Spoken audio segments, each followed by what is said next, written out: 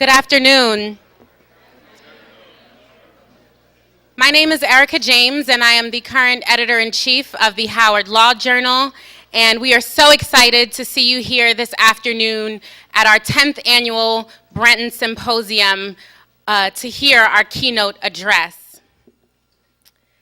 Dr. Michael Eric Dyson, Georgetown University sociology professor, Time magazine contributing editor, and MSNBC political analyst, Dr. Michael Eric Dyson is one of the most remarkable figures of our times. His rise from humble roots in Detroit to his present perch as a world-class intellectual, noted author of 17 books, prominent leader, and media fixture testify to his indomitable will and extraordinary talent. Dr. Dyson has won many prestigious awards, from an American Book Award to the NAACP Image Award, for which he was nominated 5 times, taking home the celebrated trophies twice. As a budding icon in the pop culture, Dyson has appeared as himself on the television series Soul Food and The Game, popped up in the cartoon strip The Boondocks, and has been name-checked on rap CDs from hip-hop legends KRS-One, Black Thought, and Nas. For the last quarter of a century, Dyson is also living public debate across the media landscape as a journalist on every major television and radio show in this country. From the Today Show to NPR's Talk of the Nation, from the Charlie Rose Show to HBO's Def Poetry Jam, from Meet the Press to The Face of the Nation, and from Real Time with Bill Maher to the Colbert Report. Dyson's legendary ascent from welfare father to Princeton PhD, from church pastor to prominent media figure, from a factory worker who didn't start college until he was 21, to a figure who became what the Washington Post calls a superstar professor, may help explain why writer Naomi Wolf terms Dyson the ideal public intellectual of our time. And to top it off, yesterday, Dr. Dyson celebrated his birthday, so please wish him a happy birthday as he comes and brings our keynote address.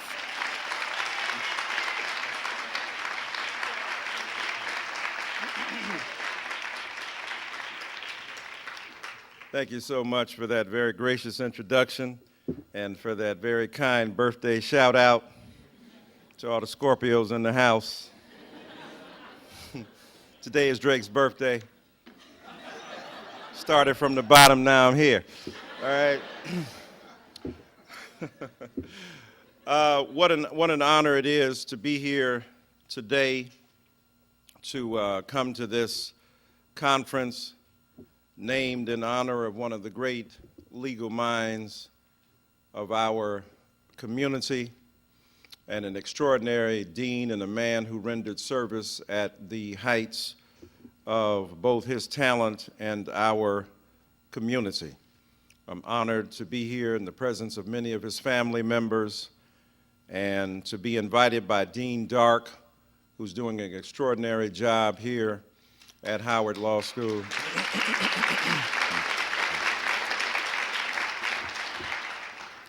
Reverend Dr. Barbara Arnwine, sitting up here front, an evangelist in the legal community, and for her co-sponsorship of this extraordinary event here today with Dean Dark.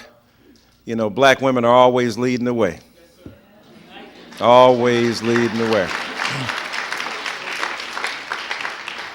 So it's a real honor. My mentee, Kadeen Russell, has been doing an extraordinary job over here, 2L, and I had two of my TAs at Georgetown last year, Sister Amanda and Sister Sierra, two of the finest from Howard Law School over at Georgetown, dropping seditious science. They were hard on those students too, tough. So it's an honor to have all three of them here and so many others. I got to give a shout out. There's so many here who are here. I hesitate to name many names, but I got to shout out Professor Kim Crenshaw, right? Kimberly Crenshaw Williams. One of the great legal minds in America, the founder of critical race theory. That's big. That's big time. You know, we celebrate LeBron, for those who do.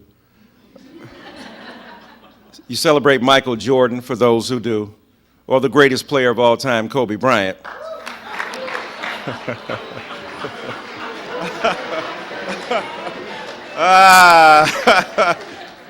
Stop hating.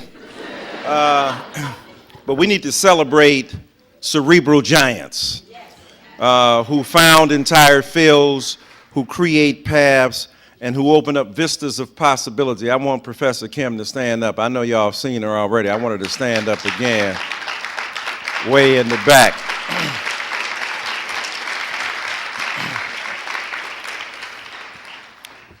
And speaking of women leading the way, the great Susan Taylor is in the house today.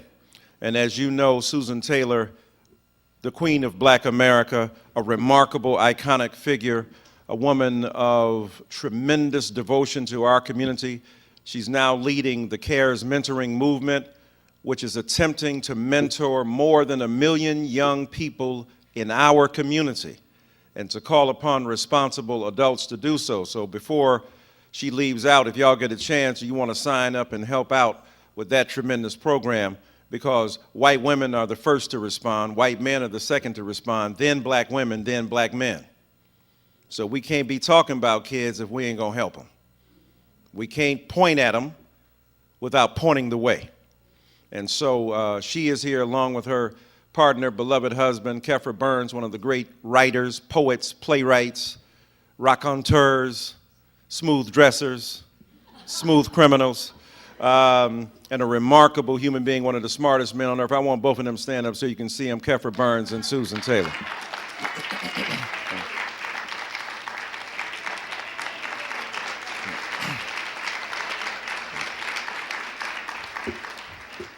I'm a go on, but I'm a Baptist preacher, so I got to do a little introduction. I saw one of the great orators, arguably the greatest orator of our generation, who fuses spiritual acumen and political commitment along with ethical and moral enlightenment, and does it with such beautiful and powerful prose. The Reverend Dr. Frederick Douglass Haynes III is in this house from Dallas, Texas. Stand up, Dr. Haynes.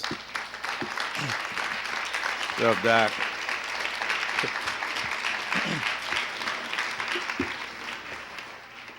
We'd be like a jazz session. Let him come up here and spit a little bit. Y'all wouldn't mind that, would you?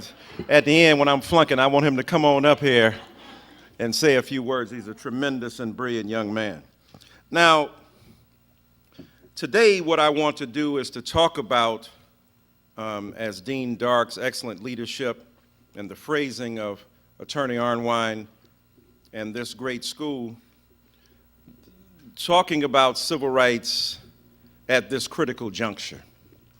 The crisis that we are enduring as a community, and especially among you, a community of lawyers.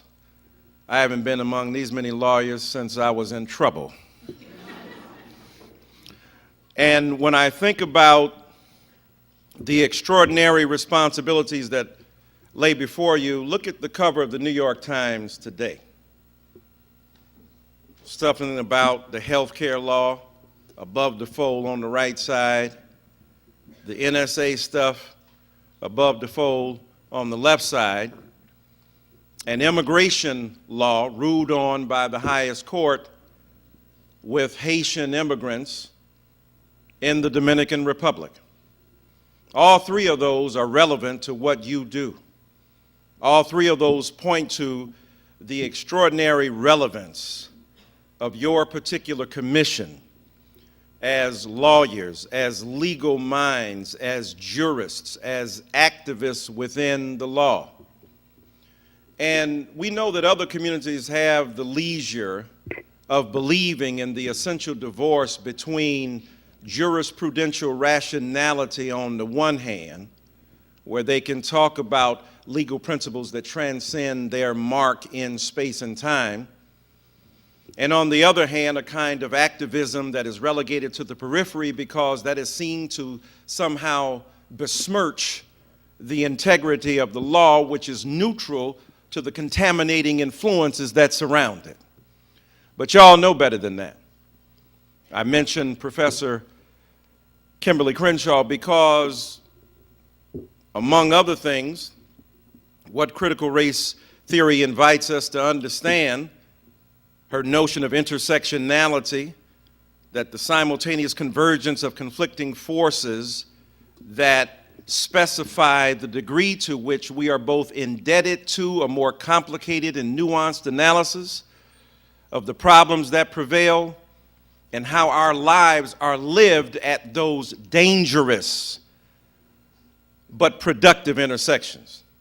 And then to understand that ain't nobody seeing, as the philosopher calls it, subspecie eternitatis, from the gaze of God. Now, that's a bunch of Latin words flowing around in legal theory. A lot of that stuff has to do with our indebtedness to an Enlightenment rationality that predicates reason upon its neutrality and its inability to intervene except in specifically objective fashion. But the reality is the very shaping of the categories that are referred to owe a debt to the historical context and the radical contingency of the very notions that we produce. In other words, all of this argument about philosophy being part of a conversation, about theory being part of a conversation, and the conversation is indebted to the life worlds of the very peoples to which it refers.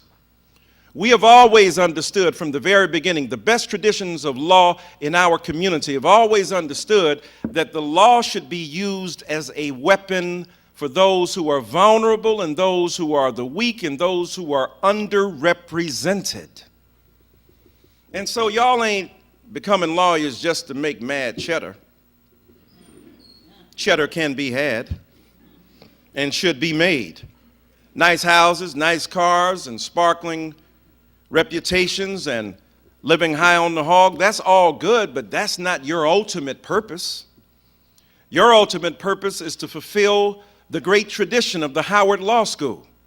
We talk about Dean Branton, we talk about Dean Dark, we talk about Dean Schmoke, we can talk about Dean Charles Hamilton Houston, we speak about Thurgood Marshall and there's so many people who emerge from these halls where you sit, where you study, where you learn, so that the application of what you study is so incredibly important to our community. There are many young people trying to figure out what they're going to do. Is what I do relevant? Studying, polymers, or studying theoretical math, or trying to figure out the application of some principle of thermodynamics or some, principle of physics. Can this have particular material consequence on our people's lives? Well, y'all working in a field where it's pretty obvious. What you do is so relevant to the condition of our community. And especially now, it's interesting, we got 2 black lawyers in the White House as president and first lady, right? Now, we had Bill and Hillary, 2 lawyers, Yale lawyers, then they upgraded.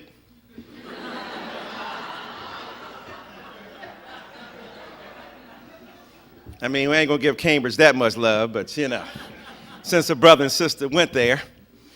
Now we got 2 lawyers in the White House.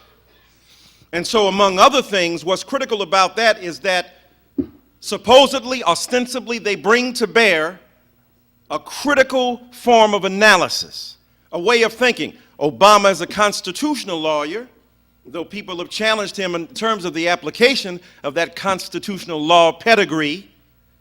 Because there's one thing to be theoretical about, another thing when you get up in the spot and you are now the subject of a lot of analysis about how the Constitution can be rejiggered to conform to the anatomy of your present desire. So now, that constitutional law background becomes quite significant because the president himself, as a constitutional lawyer, is keenly aware of the contradictions and conflicts between the embodiment of his office and the theoretical ascription of power to that particular office. Now, all of this is a matter of introduction to get down to my major points. And thank you, sir. Help me out. So I just wanted to clear a little bit of intellectual landing so we can get into some specific stuff, or as the brothers say, Pacific stuff, as opposed to Atlantic stuff. And so when we think about it more broadly, your particular vocation is critical, because as a nation of laws, as a nation that says it's governed by rules that are predicated upon the finest legal representation and the articulation of objective principles that should adjudicate between competing claims, right? Lawyers adjudicate between competing claims, rival estimations of truth. And so you're taught in law school like they ain't taught at other places about how to think and about logical processes and about deductive and inductive reasoning, about the application of legal principles. And it ain't necessarily got nothing to do with what's right or wrong. It's got to do with what you can prove in a court of law. That's why the few victories we end up getting, we get real excited about, especially when the tables get turned and now folk on the outside feel what we've been feeling on the inside for a long time, like what happened with OJ. I don't want to go old school, and I'm not trying to make OJ a hero. General rule of thumb is if you get away with murder, go somewhere and be quiet.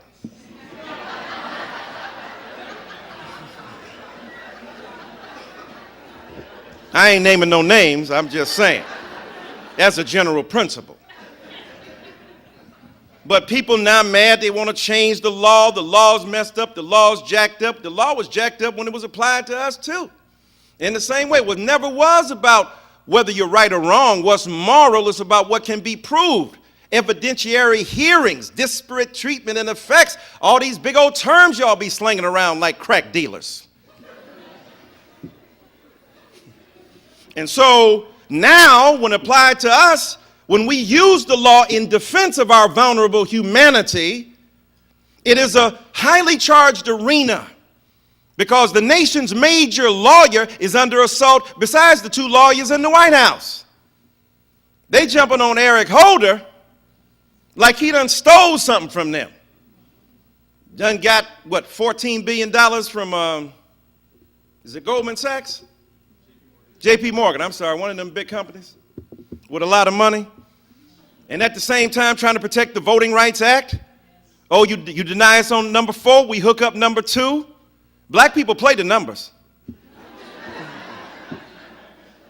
But thank God he's there. Because if he wasn't there, what would happen to us? What would happen when immediately, right, everybody from Mississippi, Texas, North Carolina, waiting to apply that law to put out voter ID laws to try to rob us and deprive us of our freedom. All I'm saying in this introductory part here is what you do is important. Now let me get to the main part. I ain't gonna take but 2 hours, we'll be out of here. Let me say this. Civil rights is at a critical juncture. It's at a critical juncture, why? Because what we thought was sacred, what we thought was permanent, has been, what we thought was inviolable, and some elements of our rights are certainly inviolable. We also know they're vulnerable to rebuff because a Supreme Court can make a decision about the application of that law in ways that we find problematic, consternating to be exact. So now the very success of the civil rights movement, which produced the law, which protected the people who were victimized formerly, and still to this day, the very success of that is used to prove why it no longer is necessary. When from the very beginning, if the universal principles that are the if you will, the proxy for enlightenment and rationality in America were working, if you had universality and it was already working, you wouldn't need the specific and the particular. The civil rights movement is a judgment against an offensive notion of universality, because it was already evident that it was true and powerful and necessary, the civil rights movement wouldn't be necessary. The reason there was a civil rights movement is because it was already attacking this spurious mythical notion of objectivity and universality. It ain't universal, it ain't objective, it is created for particular communities to defend themselves by appealing to principles that when charged and challenged and scrutinized can be put forth as the basis for messing folk up in bigoted fashion without looking like it. Now, that ain't exactly legal rationality I just gave you there, but that's what be happening. And so, when I think about civil rights right now, the relationship between civil rights law and civil rights activity was at one point seen as necessarily parallel in our culture. Now, we know there was tension. There was Tupac versus Biggie tension between Thurgood Marshall and Martin Luther King Jr. There was tension. You know, Thurgood Marshall thought you should be in the courts.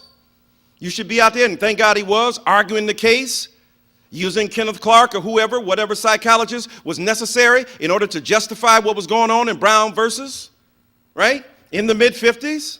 He understood the necessity for legal reasoning. Martin Luther King Jr. said direct action is critical as well, because direct action led to a change in behavior, custom, convention, and tradition, and the transformative possibility of Dr. King's movement forced the courts to take, if you will, cognizance of what was going on in the streets and to challenge the law as the legal architecture of American bigotry.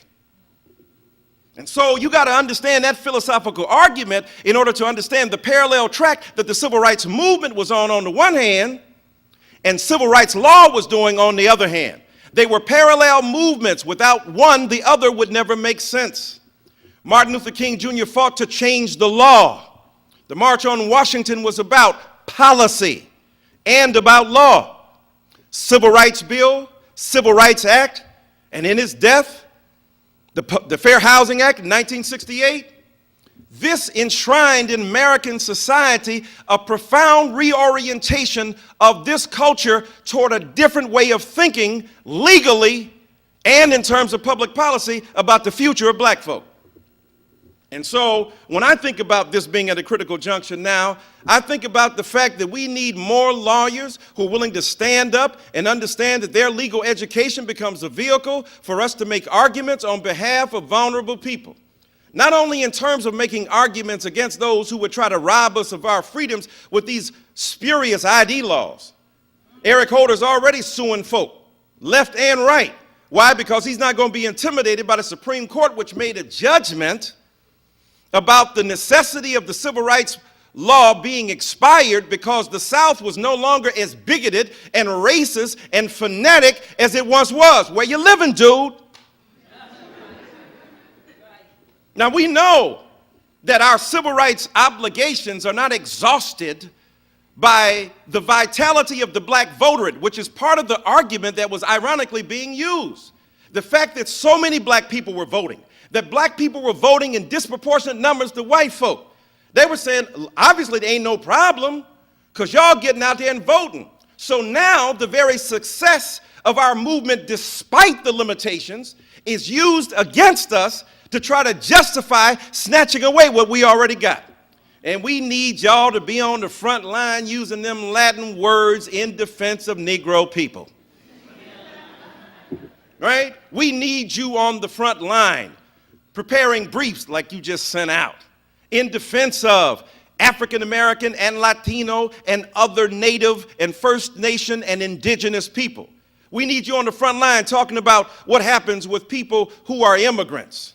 We need you on the front lines, as you're talking about in your conference here, with environmental justice. We need you making arguments that are crisp and clear, that are compelling, that articulate a viewpoint that challenges the spurious objectivity and transcendence of this so-called Enlightenment tradition, because you understand from the get-go black people's power and black people's passion was a driving force for our own agency, but the oppression we endured was a measure of the failure of the dominant society to recognize us as human beings. What did the Supreme Court that said we ain't got no rights? that folk are bound to respect, that's the law of the land. So when these crazy politicians out here talking about Obamacare is like slavery, slow down, Mace, you're killing them. What you talking about, Willis? Fugitive Slave Act is parallel to Obamacare. You know, isn't it interesting? Isn't it ironic? Isn't it crazy that the dominant American society fails to recognize our plight and predicament as vulnerable citizens in the United States of America? And so they will use the very appeal to slavery. By the way, the people they come from wasn't checking for us when slavery was here. Wasn't checking for us when Jim Crow did reign. Wasn't checking for us when the Supreme Court was mauling and mugging our humanity. But now all of a sudden they see it as a litmus test for the vitality and the humanity they possess when they stood tooth and nail against it from the very beginning. Now these kind of arguments don't necessarily make it out to the broader public. Here you got to do deep thinking. You got to put your thinking caps on. You got to be willing to stay up late at night and pore over, judgments that have been made and rendered. This is not an easy thing you do. This demands the most rigorous form of logic. This demands the most powerful form of thinking. This demands counterintuitive knowledge. And in order to do that, you got to study hard.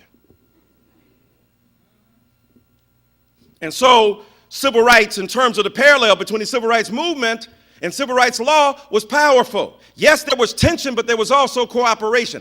Because what these men and women understood ultimately is that we will never make any serious progress unless we can protect it in court and pursue it in policy and society. What we need you to do is to continue to make those arguments. Yes, we know affirmative action is next after the Voting Rights Act.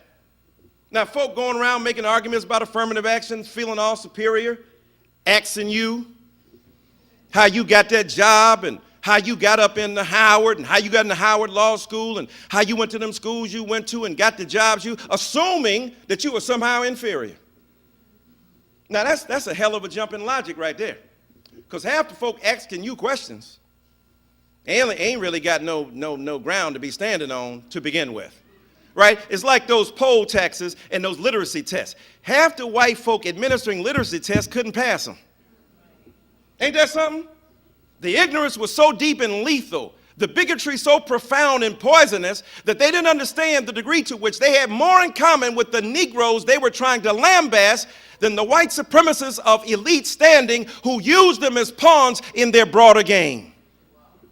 And so the reality is, when we think about civil rights law and when we think about affirmative action don't mean hooking nobody up who don't deserve to get it. Affirmative action means what? When you got two people of comparable standing appealing for a particular position, competing for a particular slot, the nod goes to the person of color or the woman or the other minority who has been historically underrepresented in the mainstream institutions of America. Now, that don't sound like to me you getting the hookup because you black. That sounds like to me we've been out here doing the darn thing for a minute, and now because of the creative edge we've been able to leverage as a result of our historically recognized minority status, we get a nod because the society itself has deprived us of the benefit of participation, and the society has deprived itself of the benefit of our knowledge. Affirmative action ain't just for us, it's for them too. Right? If a society that doesn't want Michael Jordan playing basketball, right? Or John Coltrane blowing his sax, or Toni Morrison writing. When Toni Morrison writes, or Coltrane blows, or Satchmo plays his trumpet, or when Jordan or Kobe or LeBron or whoever does their thing, that's not a way of compensating for intellectually inferior peoples. That's a way of expanding the boundaries of your society so you will be blessed by black genius. So, now they say, well, all of y'all ain't geniuses. All of y'all trying to keep us out ain't geniuses. I know I teach your kids.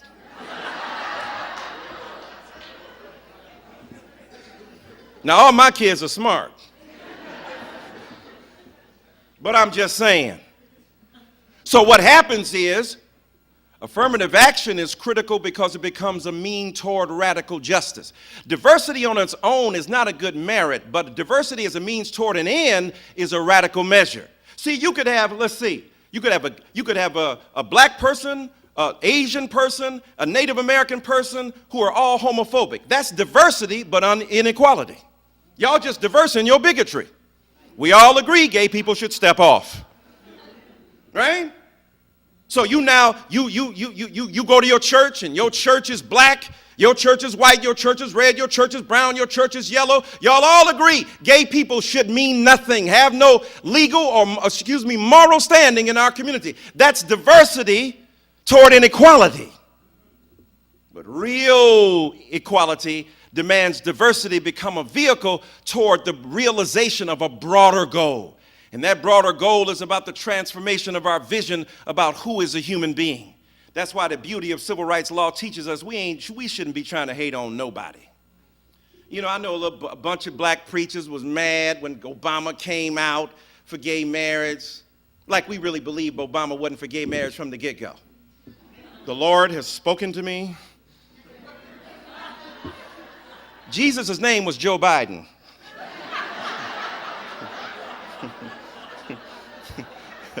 That's the blackest thing in the White House right there. So Joe Biden got a hell yeah, I think it's good. Obama's like, damn, this dude keep trying to out me as a black man. So Obama has to go on with Robin Roberts, signifying subtly and confesses, I've had a change of mind, I've evolved in my thinking. And now all of a sudden, gay people are good for marriage. And the thing is, y'all, all these black preachers messed up. Now, the black preachers don't speak out over incarceration. Black preachers ain't speaking out in terms of 1 out of 2 black boys being kicked out of school. Black preachers ain't speaking out when it comes to fundamental injustice and disparity between suburban schools and urban schools. But the black preacher's gonna speak out on some gay marriage. Now, even in terms of empirical verification of the numbers, that's just the wrong-headed methodology. Because you got more folk who are gonna be kicked out of school, more folk who are in prison, more folk who are subject to all those other forms of vicious mistreatment and bigotry than gay marriage. You ain't even marrying nobody who's gay or hardly in your church. You don't even know no gay people who want to get married. Now they're there, you've suppressed them through the rigorous identification with an evangelical piety that beats up on people. You're supposed to be worshiping a God that frees you up, and your religion is reproducing the pathology of bigotry. So, you got all these gay, right? I mean, all these gay and lesbian people in the church. Everybody know they gay. It ain't a secret, right? And I don't want to get into, what James Baldwin terms the burden of representation, but the symbolic articulation of différance and otherness, going to the choir. After you don't preach a homophobic sermon, and the choir director got to get up.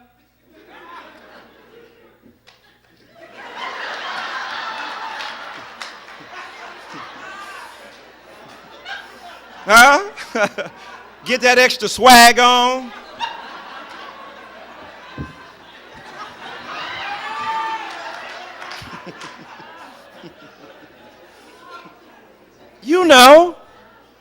Everybody know. But what everybody don't know, some of them people preaching them sermons gay too.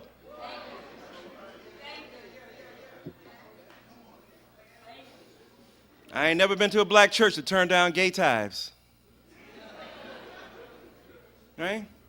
So the hypocrisy of the movement is that it refuses to be thorough and committed to its own principles because it compromises constantly with its own bigotry. My point more broadly is this, is that we get outraged about gay and lesbian people, but legally we shouldn't be mad at nobody trying to claim their rights. And Negroes get real proprietary when it comes, that's our movement.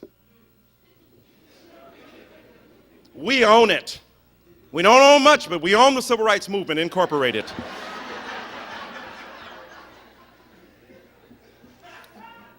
Then you start looking back at it. King was borrowing it from a brown dude in India. I don't know, he didn't pay no royalties, right?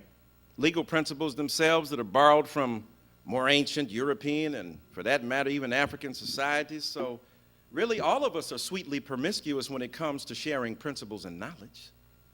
How are we going to own something? Why would we be upset that gay people get inspired by black people?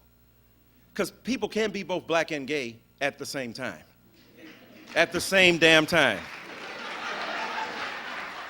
And so what's interesting is that civil rights law now puts us in the odd position of working against the intuitive and bigoted beliefs of conservative communities of color while we're trying to open up space for the permission of whosoever will that we claim to be the basis of our religion. So my point is, your law should cut against the bigotry of your religion. The law, in terms of civil rights, but also in terms, not only in terms of voting rights, but in terms of people's ability to marry who they want. And black folks shouldn't be complaining about nobody when it comes to getting married. Our numbers are low, we got to raise them up. So even if count all the gay people, and if roaches and rats want to get married, if they in our houses, we should count them too.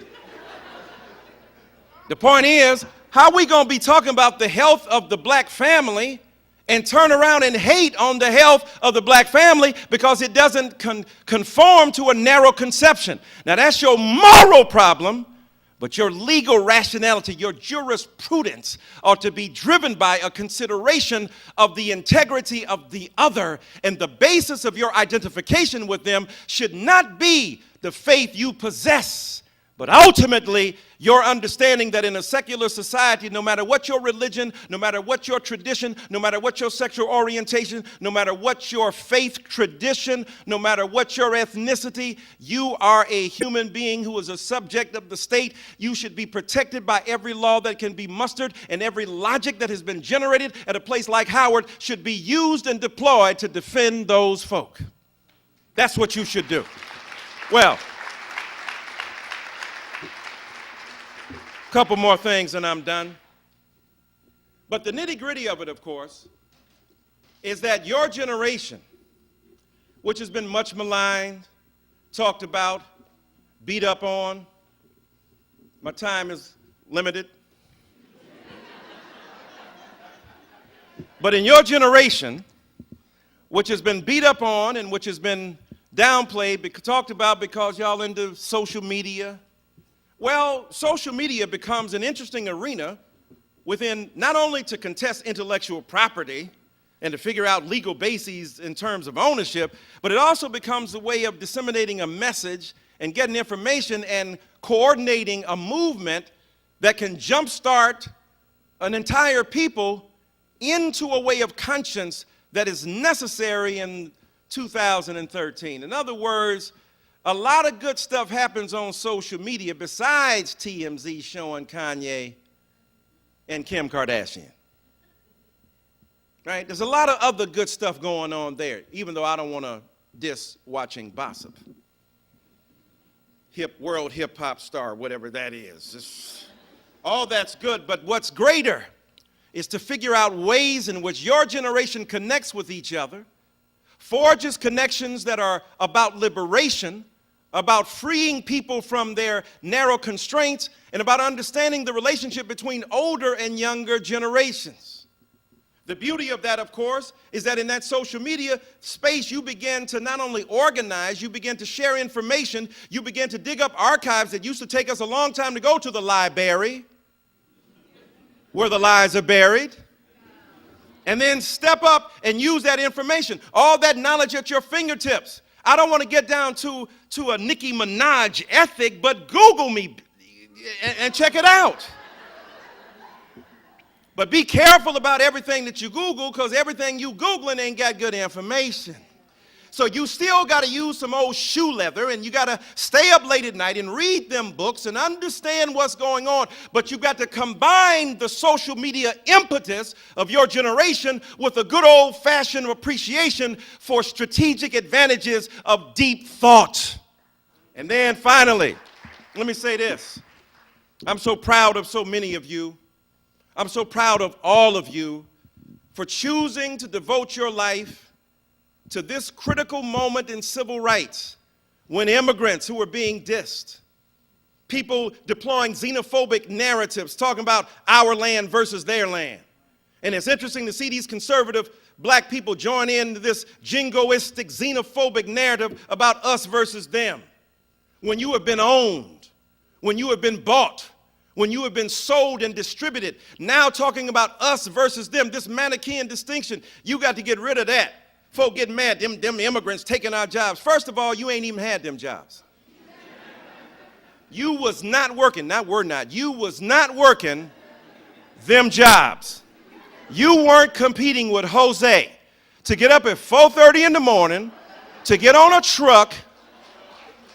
That was not your stilo.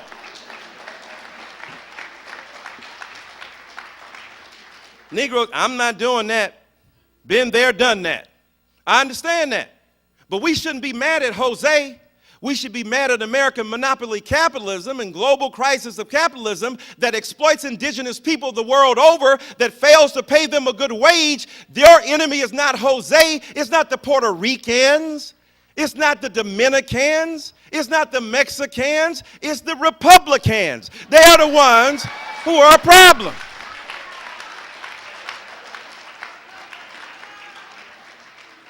And so that critical juncture of civil rights law suggests that you expand the horizon of opportunity for those who have been historically excluded. Now, that doesn't mean we're ignorant. We know that many Latino immigrants come to this country with deep and profound racial bias because blackness is demonized the world over. Even within Latino communities, darker is worse, lighter is preferred. There's a difference between being a white Cuban from Miami than a black Dominican from Washington Heights.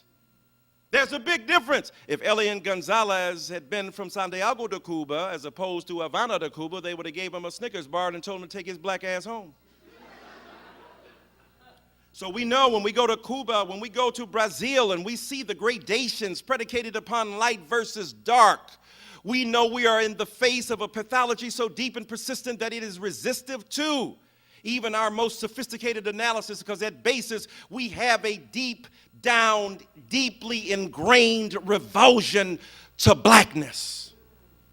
So what you and I must do is to continue to lift and fight against that, even as we deploy our legal education against some of the greatest forces of oppression in the modern world. And then finally, in terms of what's going on with our environment. I know Dr. Bullitt is here and others. You know, when Hurricane Katrina hit, we saw what happened. Black people and people of color are still the most vulnerable.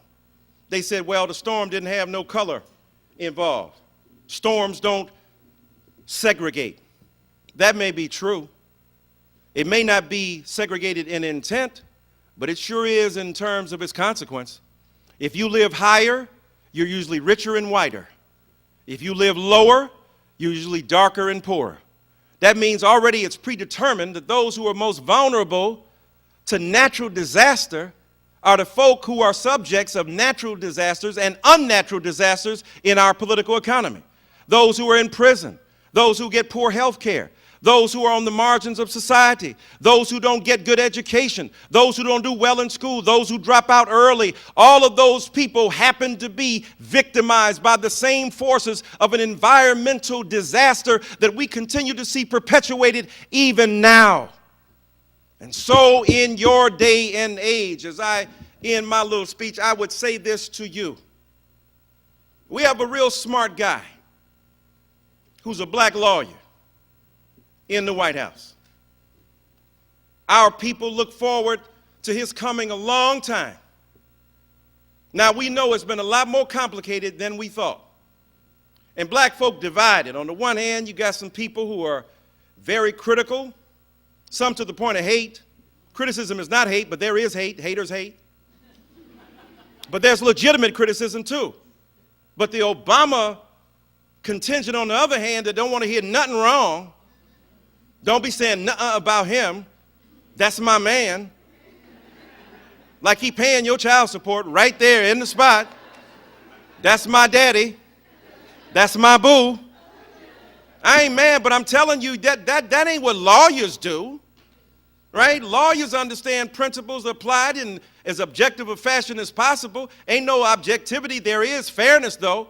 Fairness means I put my biases on the table and examine them as part of the process by which I examine any particular issue.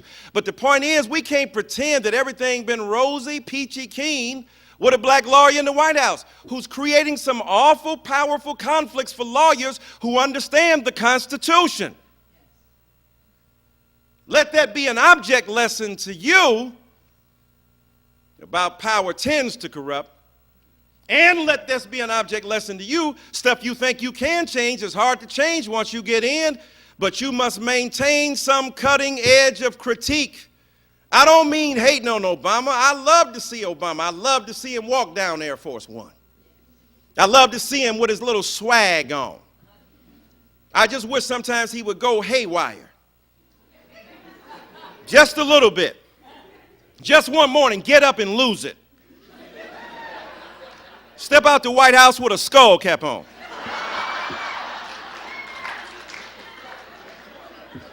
With a terry cloth robe and some tube socks and some gold teeth, and pick up his newspaper and say, "What's up? This my house. We run this right here."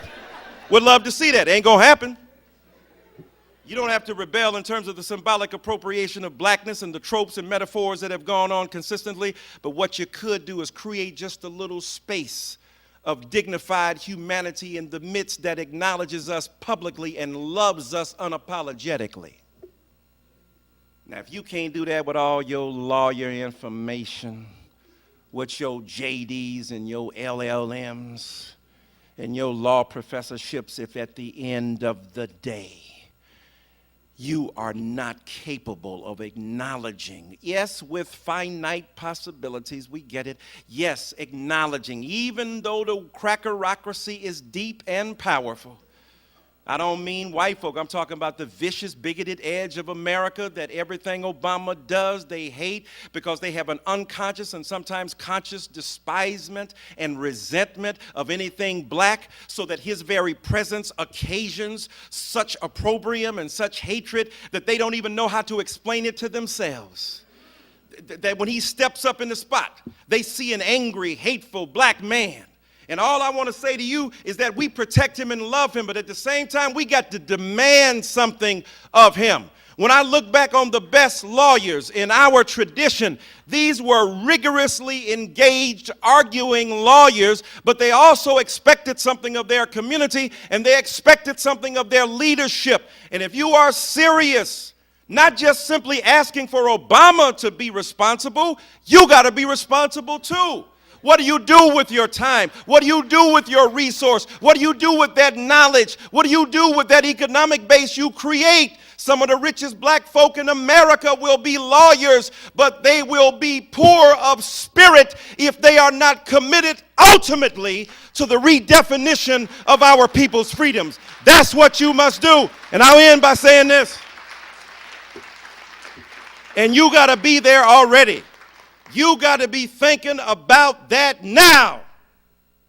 I was leaving the other day going from Chicago to Detroit. From Detroit to Chicago, had my ticket, said I was leaving at 9 o'clock and arriving at 8:55. Then I got it, time change. We get that. We smart, y'all lawyers. So I'm leaving at 9 and arriving at 8:55. I was arriving before I left. Right? If you ain't already at where you're going, you ain't going to be there when you arrive. Right?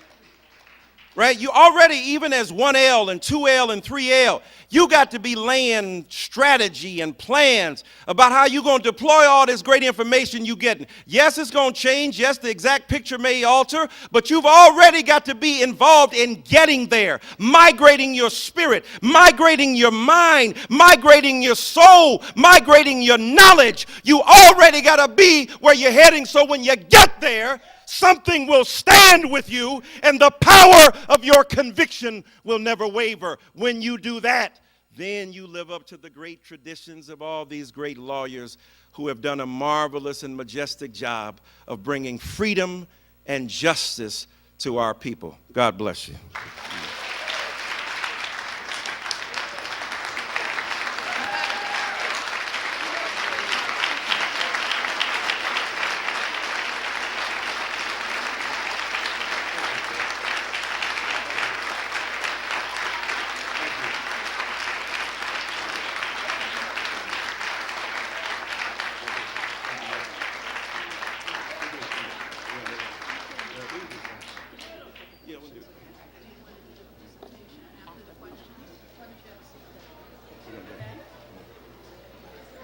All right, we know we're a little tight on the schedule, but we just thought after that dynamic presentation that, as is our usual practice, we have a little exchange with the speaker. So we're going to take about 5 minutes for a little Q&A with Dr. Dyson. Good evening, Dr. Dyson.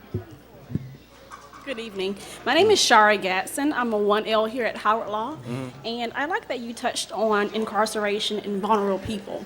I would like to get your thoughts on the most effective manners in which minority communities can address secondary victimization of children that have been impacted by parental incarceration. These children are an at-risk group, and they get little attention from the criminal justice system outside of their arrest and subsequent incarceration. Well, yeah, there are many. That's a great question. You know, there are many programs that now arise that try to address what happens with the disproportionate effect, the impact of people who are disproportionately incarcerated, so that programs that tend to talk about how they can get certain children to visit their parents more regularly, number one. And then number two, to try to attend to some of the psychological fallout from fatherlessness especially, but also motherlessness in a situation lasting anywhere from say 3 months to 10 years or longer. Then thirdly, I think, you know, when we talk about all these church traditions where people have a lot of resources invested, there's an extraordinary ability of these churches to have there's some focus on reentry, but there's not enough focus on people who are persistent in their who are vigilant in trying to see these people who are in prison, families who are impacted by that, because they're almost estranged and they're almost ostracized in a way. And we can't speak it in public. Oh, my father's in prison, right? People don't want to talk about it. I can't tell you how many kids come up to me after because they know my brother's been in prison for 24 years.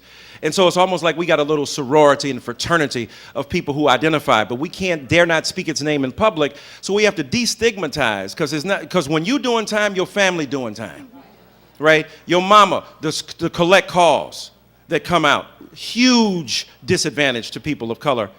The spaces, the amounts of miles you got to travel just to visit somebody.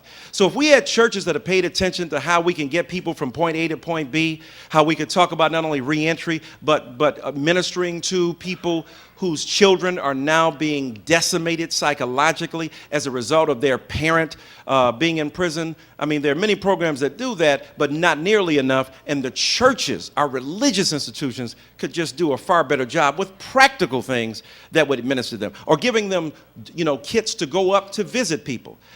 Right? I mean, you can also leave money with the people who are in prison. Just the kind of protocol that's involved and the kind of survival strategy, so that during those extraordinarily tough times when people are between visits, you know, how we can maintain connection with them. There are a lot of things that could be done, and there are a lot of good programs that do that, but I think the churches could take a more, you know, strong advocacy role in that process. Thank you. Excuse me for just a second. All right, gentlemen, you are the last two people who will be asking questions. All right? Yes, ma'am. Thank you for being here, sir. Dwight Jordan from the South Bronx of New York. You mentioned Thurgood Marshall and law and Martin Luther King with civil disobedience. but it seemed like the third parallel would have been X, Black Power, and the threat of the fire next time. How can Black Power be used today to address civil rights? No, that's a great point. It's so funny you mentioned that because I'm reading The Fire Next Time again now with James Baldwin's masterpiece. That is a third paradigm to be sure, and I think Black Power has been most effective when deployed for strategic, psychological, moral, and social cohesion. So when you think about the effect of Black Power politically, right, you think about those in terms of morally. When you think about politically, you think about mayors who were Kenneth Gibson in Newark, Coleman Young in Detroit, Richard Hatchard in Gary, Indiana, was extraordinary. But then we saw the decline of these major American cities, especially under Black leadership, despite Black leadership, because often these municipalities were saddled with extraordinary debt, suburban ringing counties and communities that siphoned off of the resources of these cities that made them hard to sustain. That's why Detroit now is in bankruptcy, and about 150 more cities are looming, right, in the offing for that.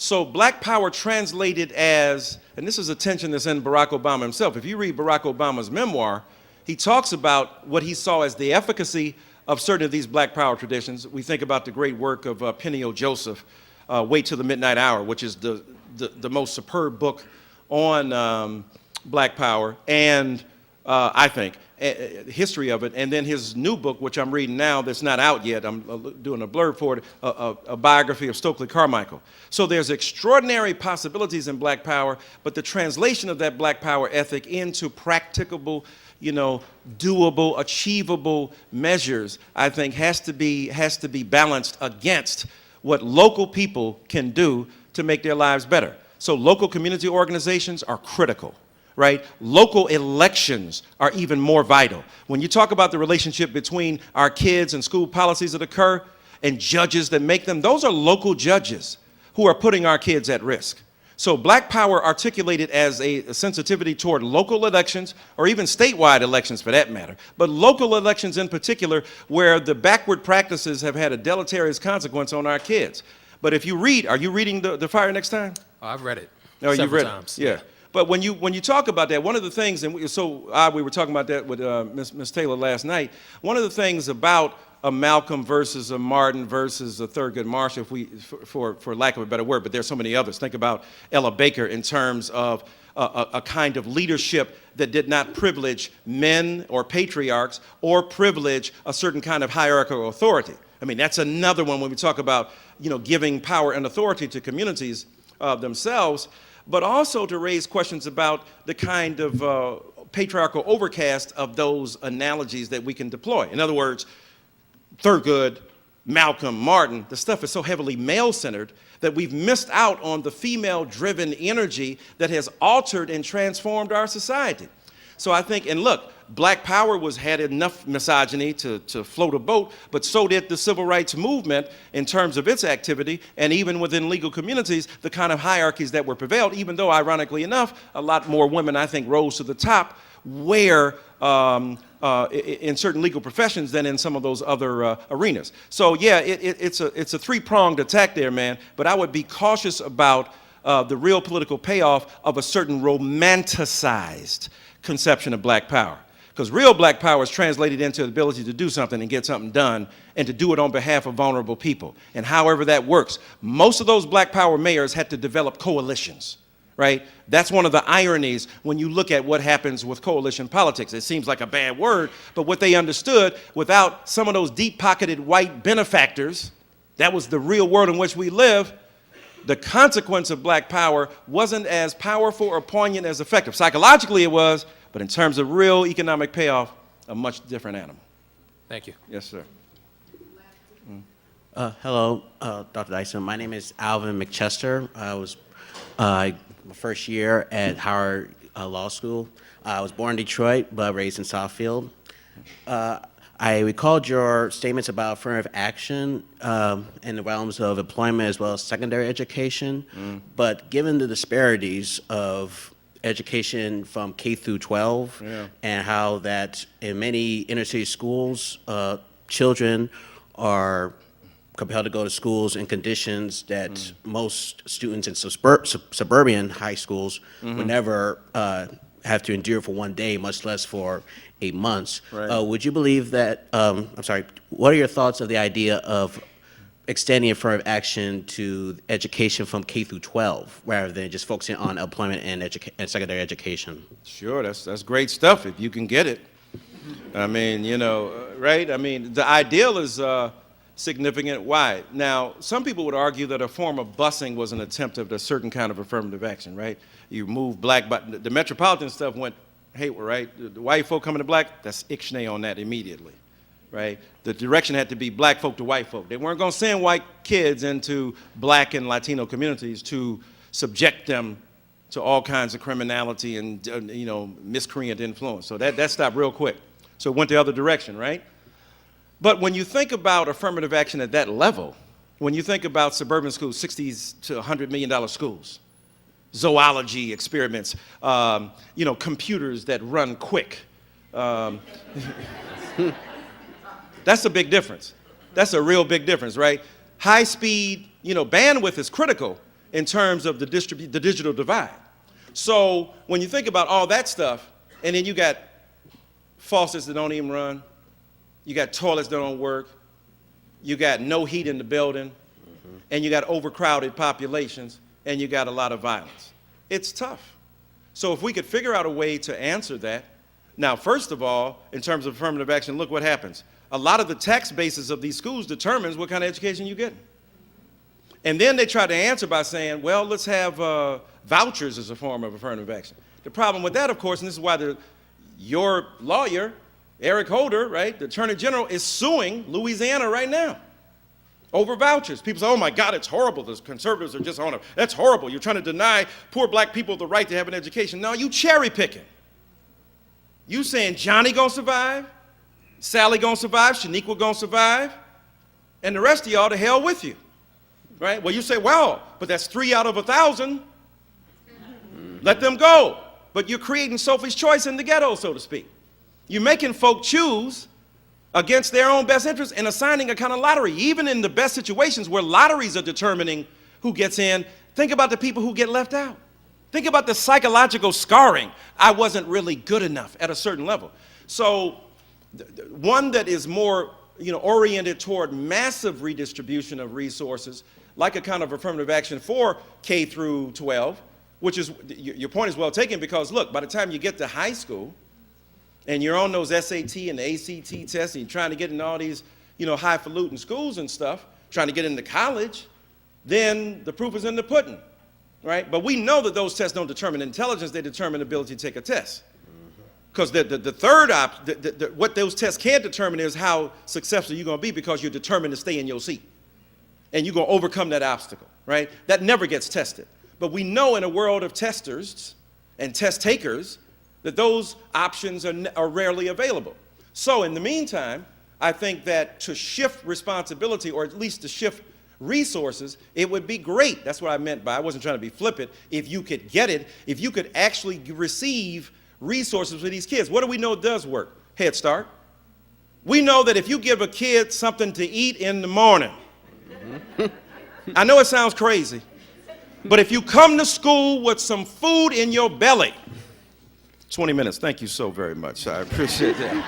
If you come to, I'm only gonna take 19.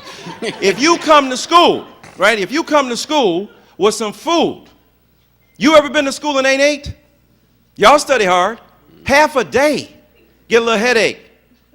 It's 5 o'clock, you grouchy as hell, right? You might shoot somebody at 7, right? So the point is, imagine people doing that daily, constantly deprived. Lead poisoning in the building, asbestos, in the hood trying to survive. That's horror. That's slow terror. Bin Laden is fast terror. What black people get subject to, what Hannah Arendt called the banality of evil, that's slow terror. That's eating away at the resource of your self-definition and self-protection. And whenever you alienate a person from the ability to protect him or herself, chaos is in the offing. So to me, when I think about the ability of these young kids, if we did some Head Start stuff, if we didn't compromise on our ability to cut these SNAP programs, right, that these, I would say, heartless politicians will do, even during the shutdown, ain't none of them gave up nothing they had, right? They kept everything. So if we could figure out a way to have that kind of affirmative action, right, and read Ira Katznelson's book, When Affirmative Action Was White.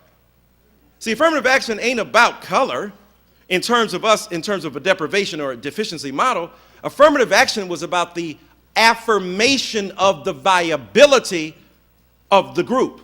And when Ira Katznelson goes there, look, the greatest act of affirmative action was the GI Bill. Yeah. Right? When you came back, you could get some points on a test, you get a crib, you could get some money to borrow, and you can get a job in education. What? That's the American dream. You own a crib, you get into a school, and you can buy, your way into employment. That is extraordinary. But the same people who are beneficiaries of the GI Bill turn right around in the next generation and the 3 generations behind and try to crap on everybody else. So if we could find a way to reorganize the logic of American education where affirmative action started much earlier, that would be powerful.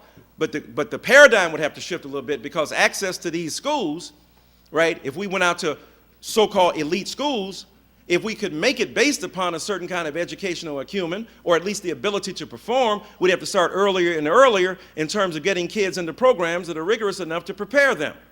But that means we'd have to care about them enough, and that means we'd have to feed them, and that would mean we would address the housing crisis, right? Because where you live determines so much, not only where you go to school, but what kind of resources you have. That's why the sociologists call it concentrated poverty. Not only are you poor, but your mom and daddy poor, the household you come from is poor, the neighborhood in which you live is poor, and the schools that exist in your neighborhoods are poor, and the institutions in your neighborhoods are poor, and as a result of that, you're deprived. White poverty doesn't operate in a parallel measure. There's always mixed economy neighborhoods. This is why William Jewis Wilson, despite whatever you might have with his argument that the outmigration of African American people from inner cities, left a depletion. He said a moral depletion. I would argue against that. But there was a social buffer that the black middle class provided. All of this, romance about, and back in the day we used to be better than, to a certain degree that's true, but in a lot of ways that's just so false. There were huge class divisions. It ain't like the doctor and lawyer was kicking it with the ditch digger. It's not like they were going to the same club.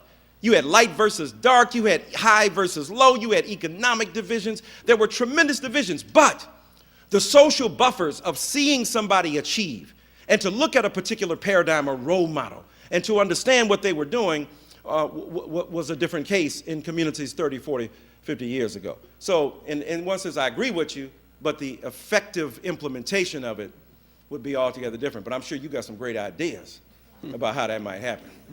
All right? Thank you so much. It's a great question. Thank you.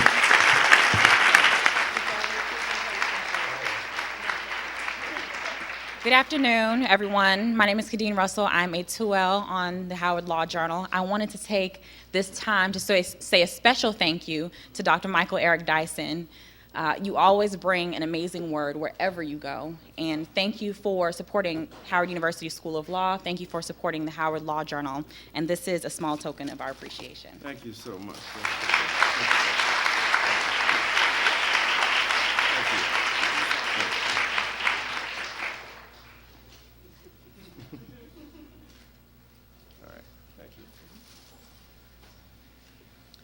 All right, we're going to do a shift now to the next panel.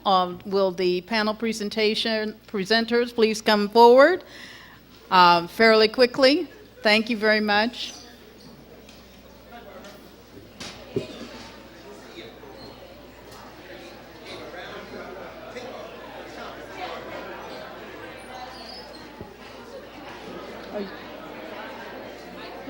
Are you?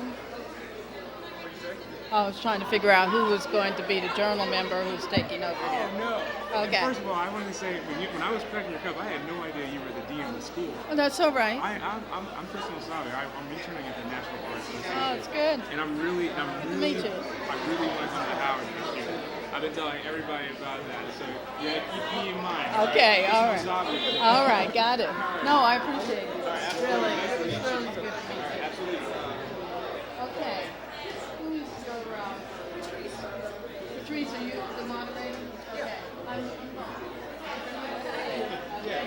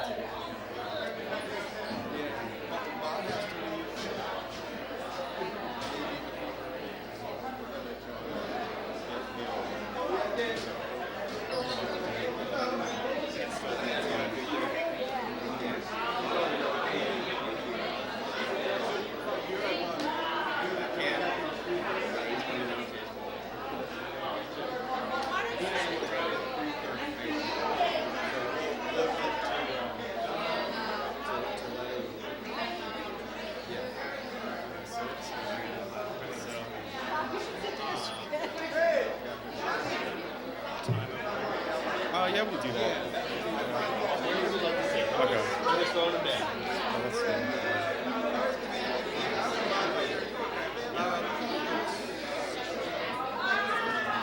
So I can talk to everybody.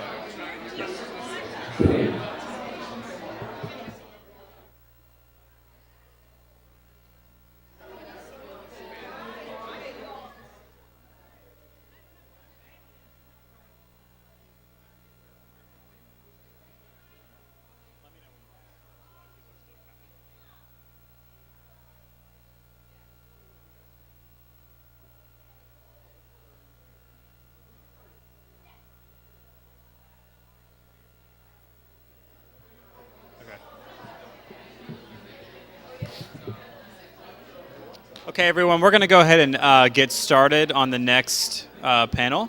So if you take your seats. Also, we are recording in the back, so if people in the back can move to the center as much as possible, that would be helpful, please.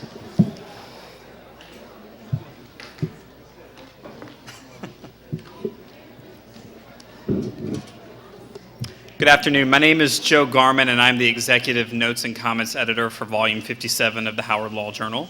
Our next moderator, Professor Patrice Lumumba Sims, has had an exciting career in environmental law. From 2010 to 2011, Professor Sims served in a political appointment with the Obama administration as a Deputy Assistant Attorney General in the Environmental and Natural Resources Division. A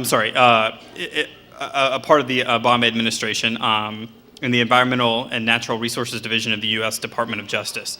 In that position, Professor Sims supervised the division's Law and Policy section, Land Acquisition section, and the Environmental Defense section. Before joining the faculty here, Professor Sims served more than 5 years as a staff attorney in the U.S. Environmental Protection Agency's Office of General Counsel, for nearly 2 years as a legal counsel to the EPA's Environmental Appeals Board, and for 4 years as a senior attorney for the Natural Resources Defense Council. At Howard, Professor Sims' focus has been on environmental law, the Clean Air Act and climate change, environmental justice, and energy law. And we are now lucky to have him as a co-faculty advisor for the journal. Today, Professor Sims will lead the panel defending the right to healthy communities, addressing environmental justice as a civil rights issue. This panel will provide a conversation on environmental justice as a tool for achieving equal environmental treatment for all. Please give your warmest welcome to Professor Patrice Sims.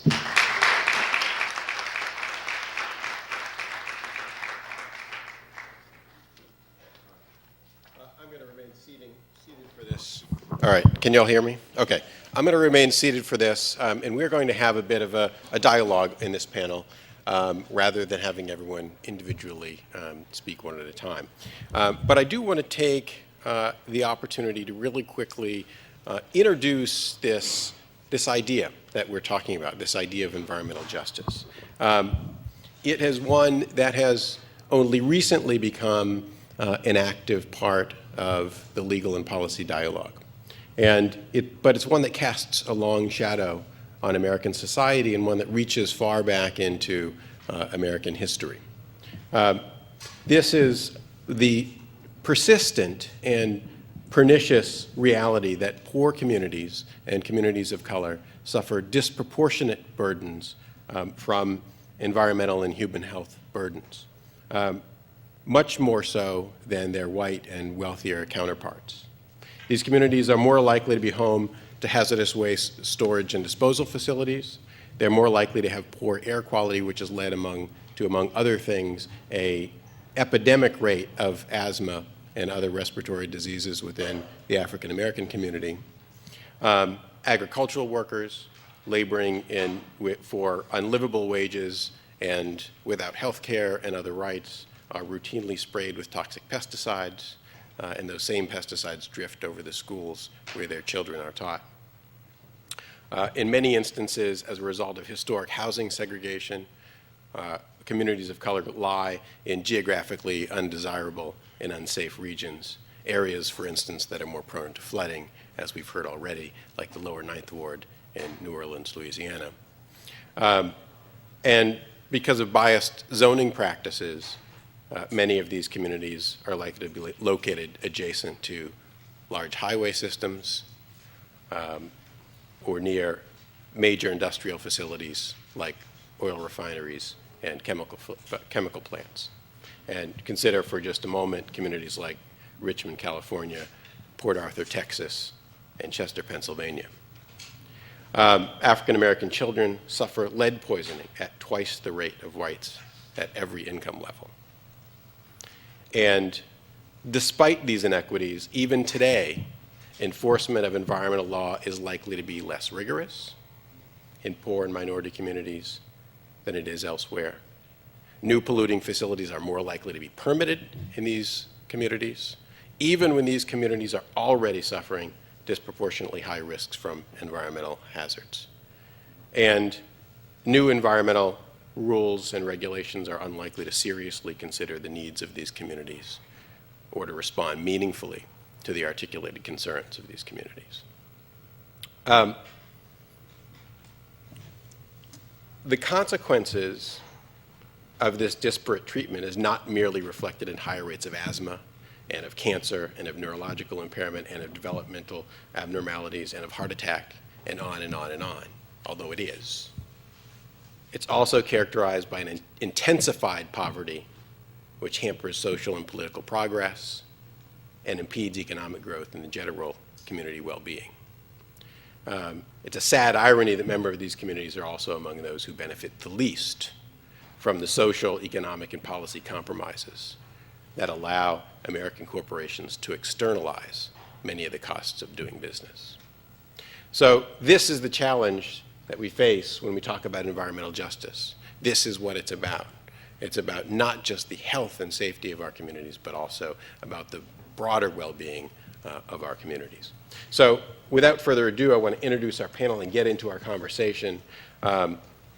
Dr. Dyson spoke of cerebral giants, and we have a number of those here with us today. And I will very quickly introduce the folks at the table so that we can get into our conversation. And I will start with Dr. Robert Bullard. He is a distinguished professor and dean of the Barbara Jordan Mickey Leland School of Public Affairs at Texas Southern University, and he is often called, and for very good reason, the father of environmental justice. He has authored, at my last count, 18 books.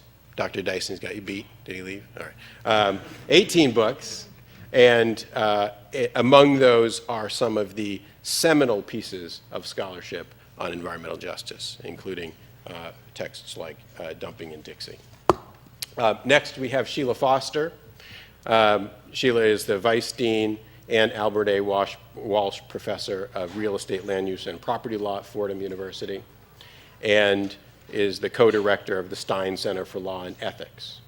And prior to joining Fordham, she was a professor of law at Rutgers. Again, Professor Foster is a prolific scholar and has written extensively on issues of environmental justice, including one of the texts, the field's leading texts, From the Ground Up, Environmental Racism and the Rise of Environmental Justice Movement, which she authored with Luke Cole. Next, we have Diane Glauber, and she is the Director of Community Development Project at the Lawyers Committee for Civil Rights Under Law, and where she develops new community development initiatives designed to promote civil rights and environmental justice.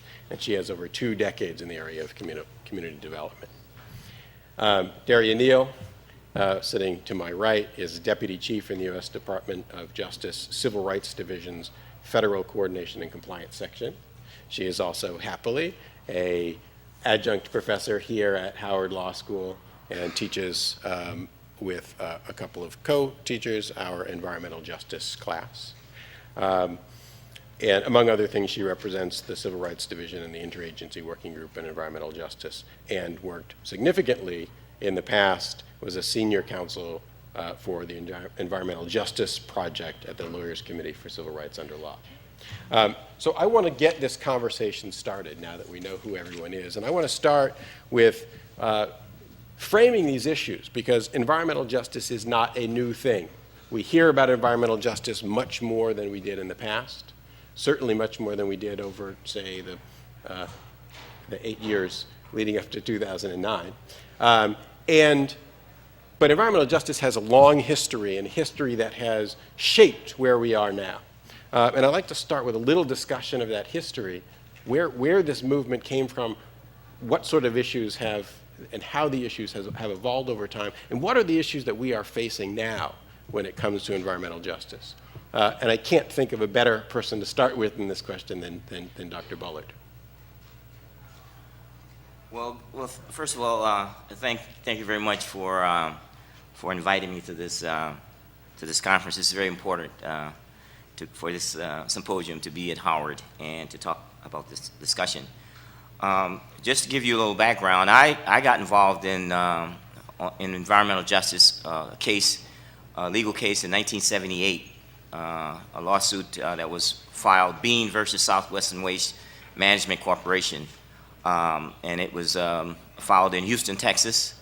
And the lawyer for that case was Linda McKeever Bullard, my wife. And I accepted to be an expert witness on that case, and I collected data for that lawsuit, and there was no methodology for doing environmental justice research. There was no GIS mapping, there was no databases, there was no laptop computers, iPads, cell phones. We ran the data on punch cards, and I had 10 graduate students in my research methods class at Texas Southern University, and the concept was foreign. But what was obvious was that if you look hard enough, you can see where landfills are located, where incinerators are located, where garbage dumps are located, what toxic waste facilities are located. And we were able to develop, in 1978, to develop a methodology for looking at where the landfills are located in Houston. Houston was 25% black from the 20s up until 1978, and 100% of all the city-owned landfills in Houston were located in black neighborhoods. Oh, should I say predominantly black neighborhoods. These are all black neighborhoods. Jim Crow did it. 6 out of 8 of the incinerators are located in predominantly black neighborhoods, and 3 out of 4 of the privately owned landfills are located in black neighborhoods. 82% of all the waste disposed in Houston from the 20s up until 1978, the garbage went to mostly black neighborhoods, even though blacks made up only 25% of the population. And so the idea of gathering data on a research and filing a lawsuit, it was something that had not been done.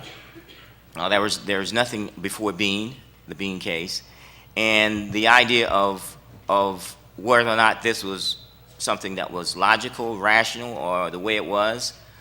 We went to some of the national environmental organizations and showed them that data, and they said, well, so? We went to the civil rights organizations and showed them the data. Won't call any name, but you know the initials, and they said, we don't do environment.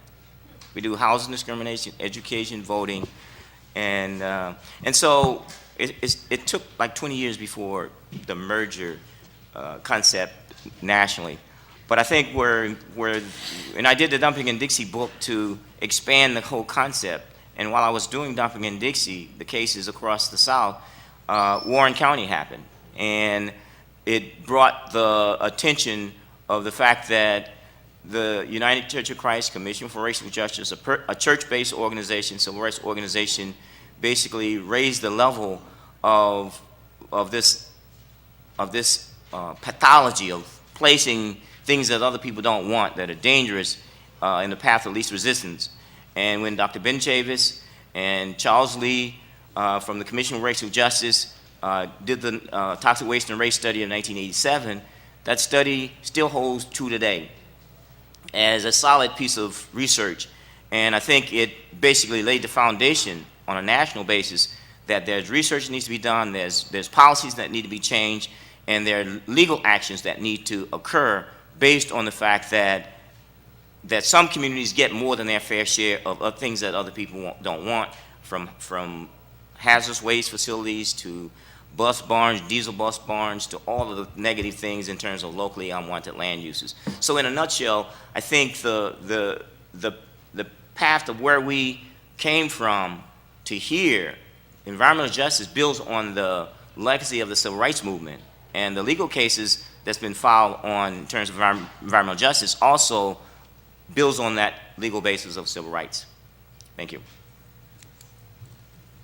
That's great. How how have issues that we've seen in the past, how do they look different than the environmental justice issues that we're facing today? How has the conversation changed, and how has that changed the dynamics in communities and the political decisions that are being made that are having an effect on our communities? Well, you know, I think we have almost 3 decades of environmental justice mobilization, research, litigation. I think the crystallization of the concept is much more clear today. We have magnificent methodologies and GIS mapping tools that can show you visually what the disparities are. But even 30 years ago, you could show the disparities. You can show the disparities today, but having the facts is still not enough. And with the Alexander v. Sandoval case that basically pushed us into having to prove intent, the bar has been raised. And so it's difficult to show intentional discrimination, but not impossible. I worked on a case in Dixon, Tennessee, 2003 up until 2011. This is a case where this county and city-owned landfill basically contaminated the wells of this black family that owned land 5 generations, 150 acres of land. Their wells were contaminated with TCE. The city and the county and the state sent letters to the white families whose wells and springs were poisoned. Don't drink the water. Don't bathe in it. Don't cook with it. They sent letters to the black families whose wells were contaminated with TCE, trichloroethylene, stuff that causes cancer. Your wells have been shown to have a chemical, TCE, and it's at a level, no health effects. For 12 years, this black family drank contaminated water, and the state did not intervene, the county and the EPA Region 6. The fact is that you had this smoking guns, very clear. The case was settled, of course, but the digging in of the city and the county of Dixon, Tennessee, the digging in of the state of Tennessee, not wanting to give justice to this black family, even when the paper trail, 1,200 pages, were so clear, the smoking guns were there. The family is sick with cancer, and TCE is a carcinogen.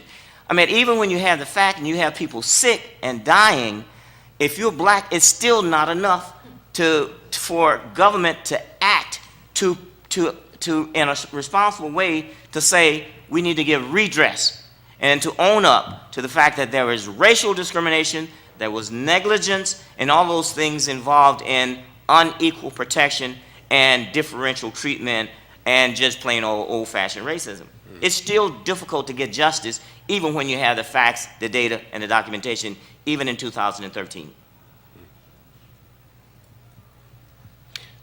What are the organizing principles that should drive a reaction to and a response to environmental justice? What do we do about it? What sorts of steps are the steps that will be necessary to make a difference to those communities on the ground? I think it's important that when we lay out our framework for environmental justice, that we look at the adverse and disproportionate impacts, negative health, etc. But environmental justice also has another side, that is, what are the benefits? How are the amenities, and how do they accrue? We have a saying, follow the dollars, you can tell who's important, who's not. Environmental justice includes looking at transportation, access, looking at where the dollars go, where the roads are built versus where the money goes for transit. And people of color are still more dependent on transit. We live in cities, so we're not likely to have cars at the same rate. How are cities laid out?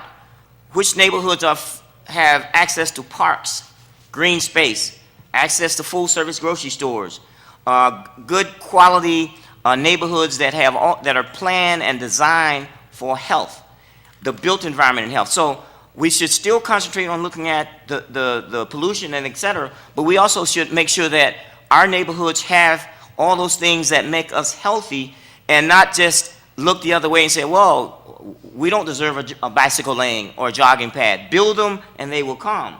You look at childhood obesity, you look at the fact that many of our neighborhoods don't have sidewalks and bicycle lanes and places that we can have a space that we can relax.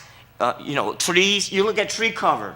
I mean, you show that there's a correlation between health and tree cover and crime and heat islands. I mean, you talk about these issues, we're talking about how the environment was environmentalism was redefined by the environmental justice movement. The environment is everything. It's where we live, work, play, learn, as well as a physical and natural environment. That doesn't leave a whole lot. So we talk about we talk about schools.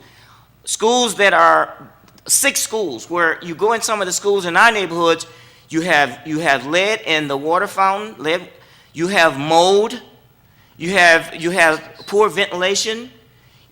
And so you talk about the 6 schools, you talk about outside schools located next to refineries, smelters, freeways. And so we have to look at it in a whole environmental justice in a holistic way and move policies and political elected officials to look at it in a holistic way. And for school boards, city council members, county commissioners, state representatives, governors, mayors, presidents, to look at this from that standpoint. And so environmental justice has been broken out of this little small ghetto to include quality of life and healthy environments, sustainability. All those things have been wrapped into the environmental justice movement, and we say we will never go back to being just focusing on this little toxic box.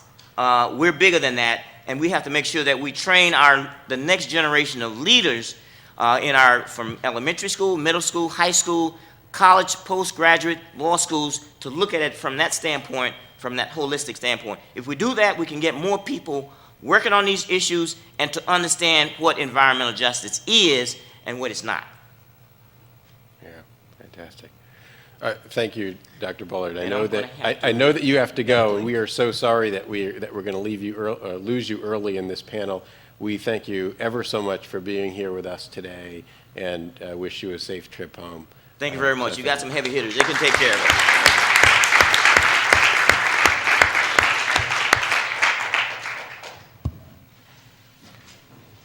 So today's discussion is in part about civil rights law. And so I'd like to make a little bit of a transition, if we could, to the question of the intersection of environmental justice and civil rights law. And we'll come back again to communities and work with communities and what that means. But for a second, I'd like to look at one of the legal mechanisms that we've talked about that has been the subject of conversation in the environmental justice community for very many years is Title VI of the Civil Rights Act of 1964. It has, in the past and at present, played a role in various ways in environmental justice. And I want to get a sense from the folks on the panel who deal with that, and I know, Ms. Neal, that's what you do. What is the mechanism of Title VI? How can it be deployed in the interest of environmental justice? And how, if at all, does that differ from how one might deploy Title VI in other contexts? Right. So definitely want to talk about Title VI. One thing I do want to highlight, for those who may not be as familiar with environmental justice work on the federal level, is the Executive Order 12898. Which was signed by President Clinton in 1994, that mandated that federal agencies make achieving environmental justice part of their mission, that they ensure that their policies, practices, and procedures don't have a discriminatory effect, environmental or human health effect, on minorities and low-income communities. So that was a mandate for the entire federal, for most of the federal agencies at that time. The president also issued a memorandum accompanying that executive order in which he explicitly highlighted Title VI of the Civil Rights Act as a tool for federal agencies to use to address disparate environmental and human health impacts. And Title VI of the Civil Rights Act states that anyone that receives federal dollars for that funds a program or activity cannot have that activity discriminate on the basis of race, color, or national origin. So essentially, federally funded programs cannot engage in discriminatory conduct on the basis of race, color, or national origin. Approximately 30 federal agencies or so give dollars for a whole range of activities, whether it's education, environmental protection, hospitals, schools, urban development. And the agencies are required to ensure that those programs that they fund do not discriminate on the basis of race, color, and national origin. They've issued regulations to implement Title VI, and those regulations also prohibit programs from having a discriminatory effect. And so that had been a tool for, many years, up until 2001, for advocates to use in courts. Have done so successfully at times. I think one of the most noted cases involved the bus riders union out of Los Angeles, where they were addressing discrimination in transit and successfully used Title VI of the Civil Rights Act.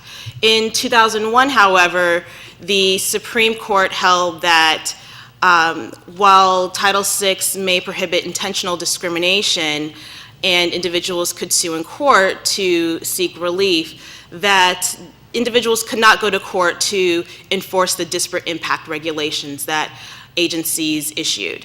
And so it was up to agencies to ensure that their programs did not have a discriminatory effect, which has proved to be an extremely challenging effort for agencies and, frankly, for communities to try to get relief from programs that may be having an impact on their community disproportionately compared to others. And so where I work in the Civil Rights Division at Department of Justice, we work with most of the federal agencies to ensure that their Title VI programs are consistent and are enforcing them consistent with the law, and that no agency is a particular outlier. But we've worked really closely with Environmental Protection Agency, Department of Transportation, as our way of trying to utilize Title VI to address disparate environmental impacts. And I'll let others speak about their work related to Title VI, but it has been, I think, probably one of the more challenging tools for the advocacy community. You are required to file your complaint with a federal agency, and that agency has the responsibility to investigate the complaint and to try to achieve voluntary resolution. Unlike other statutes, there isn't a specific monetary relief that one can seek. It is either withdrawing federal funds or suing the recipient of the federal funds to come into compliance. And so the type of relief or resolution that may come from a Title VI complaint may not necessarily get to what a community would hope to obtain from filing a complaint. So when you're looking at health impacts, high rates of cancer, resolution of a Title VI complaint may not get you there, but it may be a tool used in addition with other civil rights laws that I think we'll talk about a little bit later, as well as environmental laws. So I see it as something that can be very effective as a holistic approach for using the law, using policy to address environmental justice concerns. And other panelists want to comment on Title VI? So let me add to that a bit and start where Dr. Bullard started, which is to say that environmental justice to me is really about healthy communities and creating healthy communities. So when I got involved in the area, the first thing I did was I went to communities, right? Because it is a locally based movement that the impetus of which is that there are certain communities that are simply suffering in some very acute senses. So when I was teaching at Rutgers Camden, I worked with the South Camden, a part of Camden that is quite a distance actually from the university. That was essentially a sacrifice zone, right? They were inundated with polluting facilities. Their kids played next to yards that were contaminated. The city told them when residents had trouble breathing to not let the kids play outside. So I agree with Dr. Bullitt that we have to pay attention to the distribution of environmental amenities. But classically, environmental justice is about to get there, you got to stop people from suffering so acutely. And so where do lawyers have a role in this? When we work in these communities, one of the questions is, how is it that we can stop the suffering and primarily stop new facilities from coming into the neighborhood and getting regulators to at least comply with the laws on the books vis-a-vis environmental regulation, to at least get the operating facilities to play by the rules. So I worked on a case that made its way through the federal courts in Camden that was in part based on a Title VI claim. And the case, South Camden Citizens in Action, made its way up to the district court using Title VI. And the theory there was that even though the polluting facilities in Camden were technically in compliance with air permits, the state had a separate duty under civil rights law not to create a disproportionate burden through the issuance of air permits across the state. The federal judge there agreed with us under Title VI. 5 days later, the U.S. Supreme Court ruled in a case called Sandoval that private citizens cannot use these disparate impact regulations that federal agencies issued under Title VI to go into court and enforce their rights. That was a devastating blow, I think, to not just the civil rights community, but in particular to the environmental justice community, because the only other cases that had been brought on behalf of these communities, as Dr. Bullard previously discussed, were cases under the Equal Protection Clause. And those cases, of course, lost because our equal protection and, I would argue, our civil rights jurisprudence is really concerned more with the inputs to decision-making more than the outputs. And so this case really fell right in line, I think, with that jurisprudence, and really shut the door on any idea that residents who are suffering disproportionately could go into court and enforce what laws that were on the books in federal agencies. So Title VI had been a very important tool. I think it remains an important tool administratively. Those regulations remain on the books at most federal agencies that have a disparate impact standard. But even there, I would say, if you look at some of the administrative action at the Environmental Protection Agency, at these agencies, when Title VI is used administratively, there's a very uncomfortable melding between the way in which we think about civil rights and, let's say, the way in which environmental regulators think about environmental law. Right, so in one case called Select Steel, communities brought a Title VI administrative complaint to the EPA complaining about an air permit that was given in a community that's already suffering from a lot of pollution. And the agency ruled under Title VI, under its Title VI regulations, that there was no adverse impact suffered by the community because the air permit met the standard that regulators had set for how much of a particular pollutant could come out of that facility. So if there's no adverse impact, we never get to disparate impact. So essentially reading Title VI out of its Title VI process. So much of what environmental justice has done legally is to try to impose a civil rights framework on what is fundamentally, at least with regard to environmental regulation, a utilitarian framework, which really is about setting environmental standards in a way that achieves the greatest good for the greatest number of people, not paying attention to where burdens fall, right? Where the cost of that sort of overall aggregate good falls. And that's still very much a struggle. Not much has changed in spite of President Clinton's order, in spite of Title VI. Good afternoon. We've been working on a case in Mississippi for several years, and the only court we've been in front of is the Court of Public Opinion, and I think we're finally winning that one. As you might have, as the other panelists have expressed, it's a very complicated and difficult to really win in court on an environmental justice issue without very obvious intent.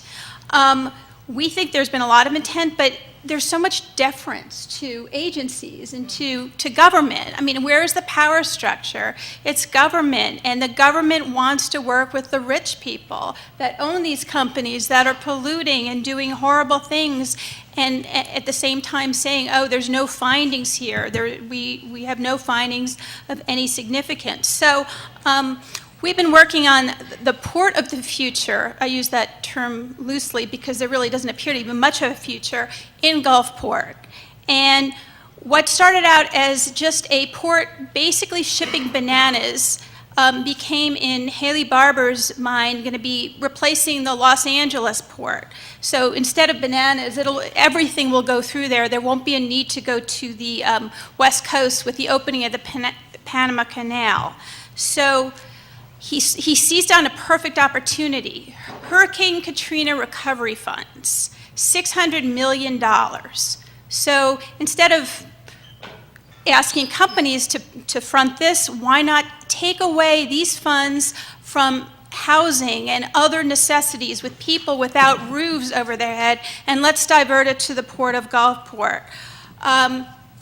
Well, it didn't sit too well with some folks, including our affiliate, the Mississippi Center for Justice, and so we were able to work out a settlement with HUD and Haley Barber that allowed for $132 million to go to housing.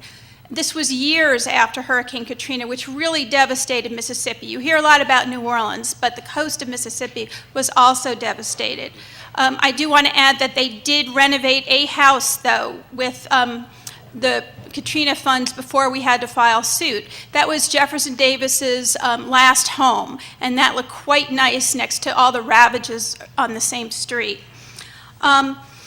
So what we've done a big port campaign, and part of environmental justice is community organizing. It's getting the community the resources they need to empower themselves and fight the fight. And to that end, we've been able to have some successes. Now, we talk about the court of public opinion. We have the newspapers on our side after years, which is wonderful, and they're printing articles that we could never imagine. We now have the city of Gulfport on our side in some way, and they've even voted the city of Gulfport, again, the part of the power, to require the state to pay for an air pollution study, and that was a victory. The port has admitted that we're not going to get the mega ships that we thought. We are probably still going to sell bananas, have bananas transport through the port. They never bothered to file any paperwork to deepen the channel, which could take, 2 decades, maybe my lifetime, maybe not at this stage, but it will take a long time for them to get that. So these mega ships aren't coming. The jobs, they promise jobs, and that's what the tension is in environmental justice. People, especially low-income communities, want the jobs, but they don't want the nuisances and the hazards that go along with this. But some of the traditional ways to fight this, like looking at a NEPA claim and whatnot, might postpone this, but it doesn't really stop a project. So people don't want jobs to be 10 years away instead of right now. So that's a tension that is in the environmental justice community. I will say that after about $170 million committed of HUD funding for the port, HUD found about 50 or 60 jobs created, and really they couldn't figure out more than a handful that were going to low and moderate income people. So that's another issue. It's now easier for us to work with HUD and demand that 51% of the jobs go to low and moderate income people as the community development block grant funds dictate, rather than file an environmental claim. So what I'm trying to say is there may be ways to get what you want without necessarily a traditional environmental justice claim. And at some point we'll talk about other mechanisms. And I wanted to speak to just your point about the power of communities and community advocacy. And whether it's grassroots organizations or local organizations that may have a significant presence within their state, or even our national organizations like the Lawyers Committee for Civil Rights. The ability to pressure local government, the ability to pressure the federal government, frankly, can be tremendous. And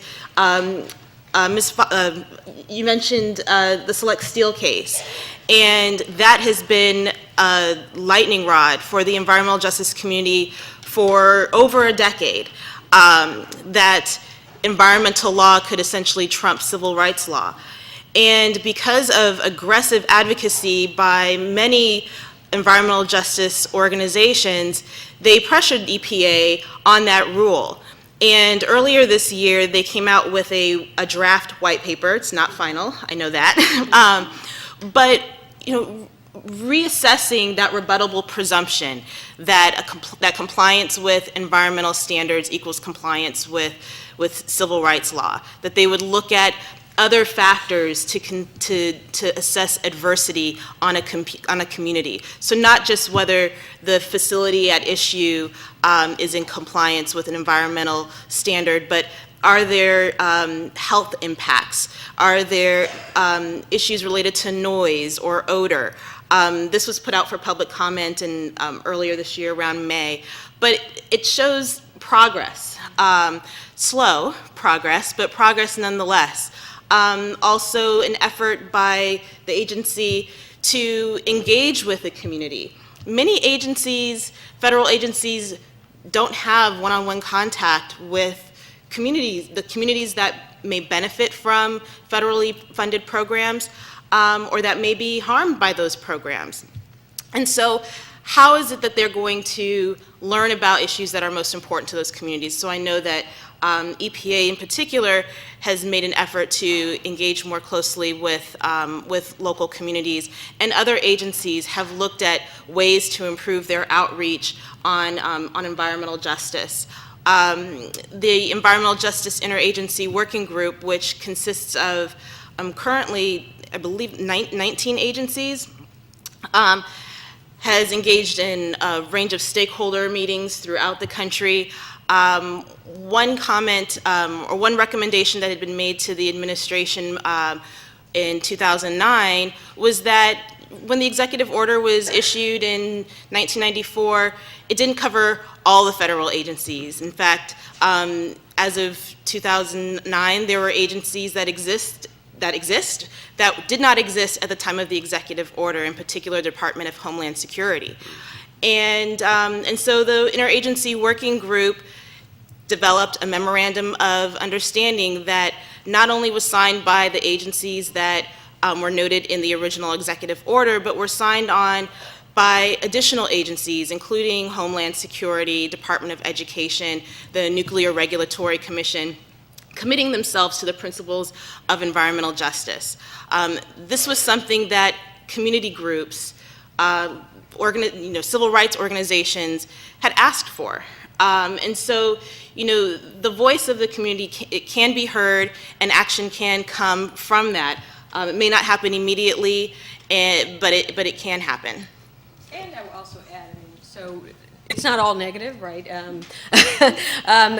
One of the, I think, tools or the ways that lawyers and advocates have leveraged civil rights law, even when you're losing in the court, is to use the language and the framing of civil rights to frame the struggle as one about racism and about civil rights. So even when you're not in court and you're litigating this basically in the press or in administrative hearings with a zoning board or environmental regulators or regulators on permit approval, civil rights law remains, I think, a very powerful tool in which to frame what's happening on the ground and to get the community press and to get them a way to pressure lawmakers who otherwise would not listen to them and would not do anything to react, because no one wants to be called a racist. And I will also say that one way in which Another agency, not the EPA, but the Department of Transportation, I think has used Title VI effectively, was a case in Harlem. In Harlem, MTA, the agency that runs the buses and the trains, had all the bus depots, which were basically places where the buses came, stopped, and ran and just polluted, in communities of color. Harlem, 1 in 3 kids has asthma. In the Bronx, very similar. So all the bus depots were in these neighborhoods. One of the environmental justice agencies in Harlem brought an administrative complaint under Title VI to the Department of Transportation, and after many years of pushing DOT, finally DOT decided, although it didn't rule on the merits, it decided to oversee the MTA and close down some bus depots, retrofit others, and when clean gas or clean diesel buses hit the streets of New York, the first communities to get them would be communities of color, or one of the first communities. So again, I mean, although we're not winning in the courts, I think Title VI remains a powerful tool. Yeah. Professor Neal and Professor Foster, you both mentioned Alexander v. Sandoval, really important case. The Supreme Court says in Sandoval that there is no private right of action under Title VI. There has been discussion over the years, and those discussions, it seems to me, have been a little bit more active recently about the possibility of a Sandoval fix, right? The idea of a law. Yeah, well, that's a good question. How important would that be? I mean, how important would it be to put that legal mechanism back in the hands of people as opposed to the agencies? I have to say, I'm very skeptical about, even with the private right of action, if you look at what's happening under Title VIII, for instance, which has a clear disparate impact standard that's not just administrative, that can be enforced. When communities have gone into court and made arguments under Title VIII that the environmental degradation of their community from certain state action results in a kind of deprivation of fair housing, basically because their property values drop. The courts have found a way to disavow, right, that kind of, or to say that basically Title VIII, even the disparate impact standard, doesn't cover post-acquisition housing deals. But when white plaintiffs have brought these claims under a disparate impact theory to try to stop public housing from coming into the community, the court is a lot more receptive to those. So I think even with the private action fix, our courts are not sensitive to the idea that the outputs of even facially neutral decision-making, when they fall more heavily on communities of color or populations of color, is really actionable. So even if such a fix could happen, and I have a hard time believing that it would in this Congress, I don't know that I would have much hope. Of course it would help, but I'm not sure that, yeah. But what else about other civil rights statutes and how effective they have been? You mentioned Title VIII, and 1983 comes to mind as well. Any thoughts about that? So in the Camden case, after Sandoval came down, the lawyers went back to the federal judge and re-argued the case under Section 1983. Section 1983 allows you to enforce an action, right, essentially a constitutional or other statutory claim through this mechanism. And the same district court that gave us the Title VI victory ruled that, yes, we could enforce the disparate impact regulations under Section 1983. That was appealed to the Third Circuit, and the Third Circuit overturned that ruling.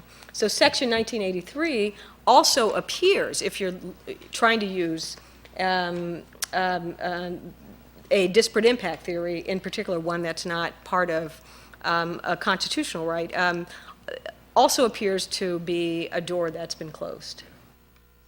Any thoughts about how important the Mount Holly case is that's happening now, and your thoughts about that? I'll let Daria. And maybe explain it a little bit for our audience. Oh. Just a little bit. Well, what I know of Mount Holly, this was a case that involved the Fair Housing Act, and the community issued filed a petition for writ of certiorari with the Supreme Court, essentially to determine whether the disparate impact claims were cognizable under the Fair Housing Act, and the Supreme Court accepted this case for review.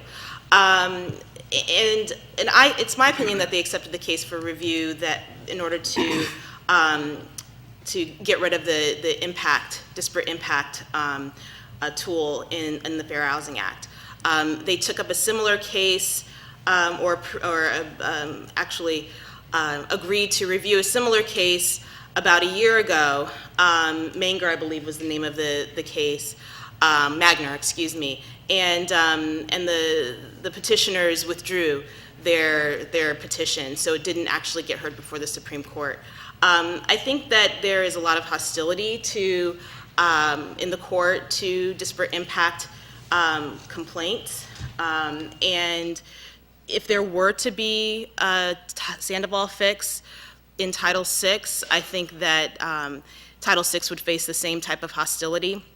And so, being able to use that as a tool in federal courts by individuals, I think would be just as challenging as it is in working with the federal agencies, and may even be more difficult because of the hostility that we've seen in the context of Title VIII and other civil rights statutes. Do you want to add to that? Right. Professor Foster. No, I agree. I think they're frantically trying to settle Mount Holly so it doesn't get to that point, and there's certainly a lot of reasons to do that. Yeah. So I want to step back a second to something that was mentioned a few minutes ago, and that's the Executive Order 12898, which is the executive order that was issued by President Clinton back in 1994 that directed agencies to consider environmental justice in all of their internal policies and decision-making. And there's a lingering question that, as far as I know, has never made its way to the court, which is, to what extent, if an agency decides that it's going to incorporate into its decision-making some race consciousness under the executive order for environmental justice, to what extent will they face challenges in the courts based on equal protection? And to what extent will those sorts of decisions be threatened in the courts given the recent jurisprudence on race-conscious government policies? So what would this look like? There might be not just an agency policy, but or a federal agency policy, but perhaps even a state agency policy.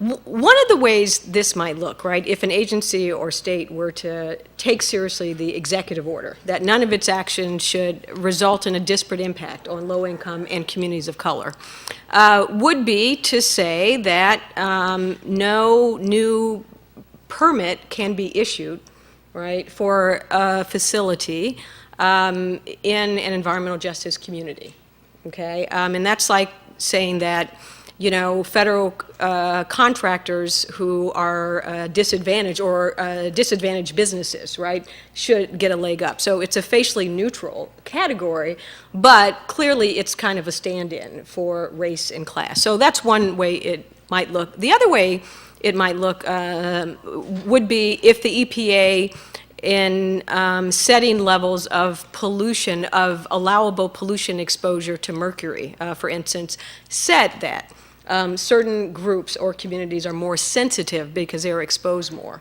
and therefore they're going to set a different level. And neither of those have happened, but if those kind of policies were adopted at either the state and federal level, I think they would be quite vulnerable, right, to an equal protection challenge because of our jurisprudence, which again is primarily concerned with decision-making inputs, right, which is to say, so long as race dependency or race classification is not at work, then we're going to defer. But if you start to think about race or be conscious of race, then we're going to trigger strict scrutiny, not at all concerned with outputs.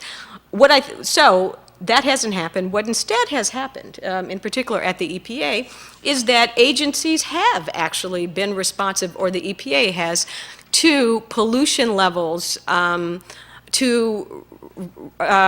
changing pollution standards to take into account disproportionate exposure on vulnerable communities. And they've done so in a race-neutral means. So one of the prime examples is that the EPA changed its water quality standard for how much pollution can be in a particular river where subsistence fishers catch their fish.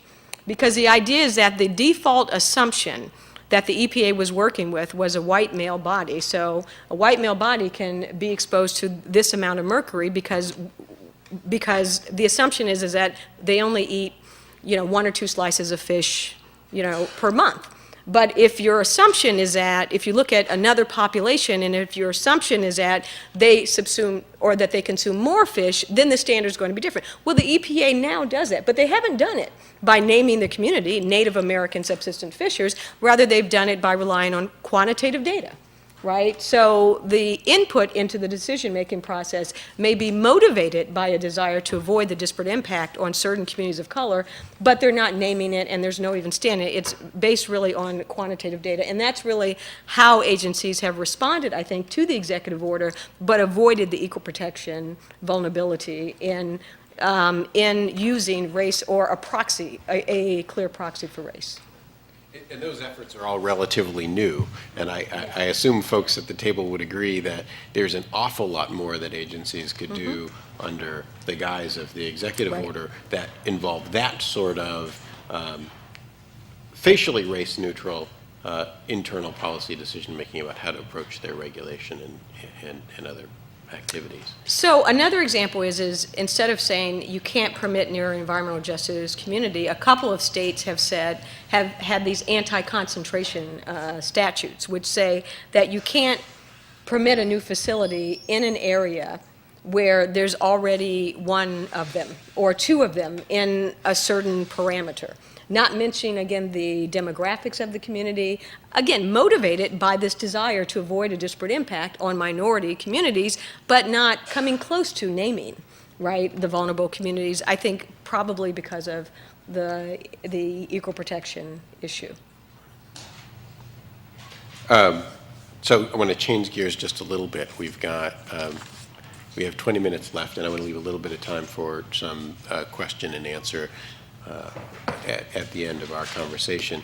And I want to touch on at least 2 other things. And one is the question of climate change, right?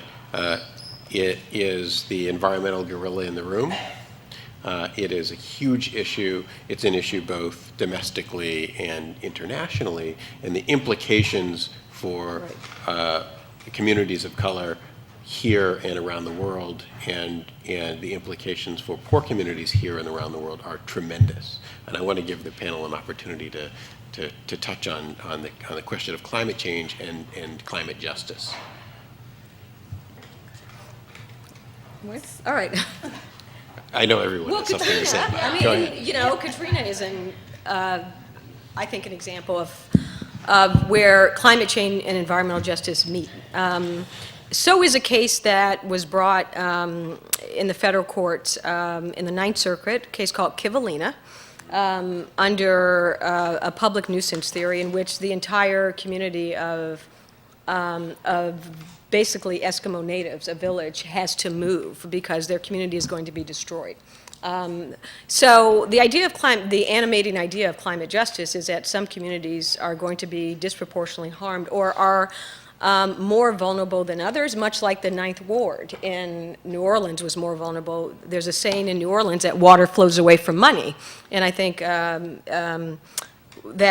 we heard that resonate in the previous speech. But there's a reason why communities that were lower lying are black and poor in New Orleans. And this is the environmental justice connection, right? And why they're more vulnerable to the impacts of not just the hurricane, but flooding. And so the issue of climate justice really is much like environmental justice did, saying we have to not just go for the greater good, right? No one, right, wants the impacts of climate change to be devastating on any community, right? But the fact is that more communities will be more devastated than others because of where they are, such as the community in Kivalina. In New Orleans, it's because of our federal housing policies and federal land use policies that really not only put public housing in where they are in New Orleans, but which basically guaranteed a segregated and concentrated community that that is located in the parts of New Orleans that are also most ecologically vulnerable because they were wetlands, and we built into the wetlands.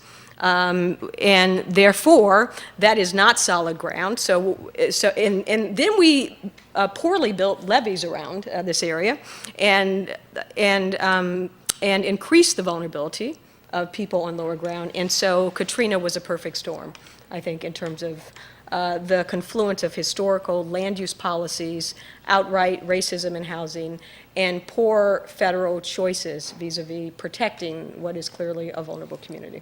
And the types of effects that we're likely to see more of in light of Yes, global and we're warming. going to see more of that, yeah.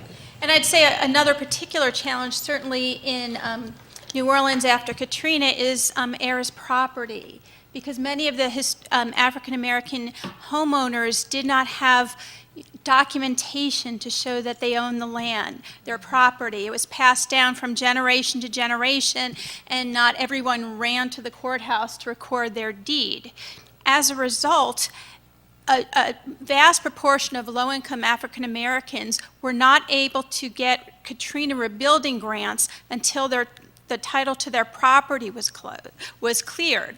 And, you know, it's a very time-consuming, expensive process. I mean, sometimes there might be 40 relatives that all say, oh, no, I own this, and trying to parcel out who owns it and not is quite difficult. So on top of that, many of the homes were uninhabitable. So these were the people most in need of these recovery grants. So we started with partners in New Orleans a title clearing initiative to help African American low-income homeowners clear title.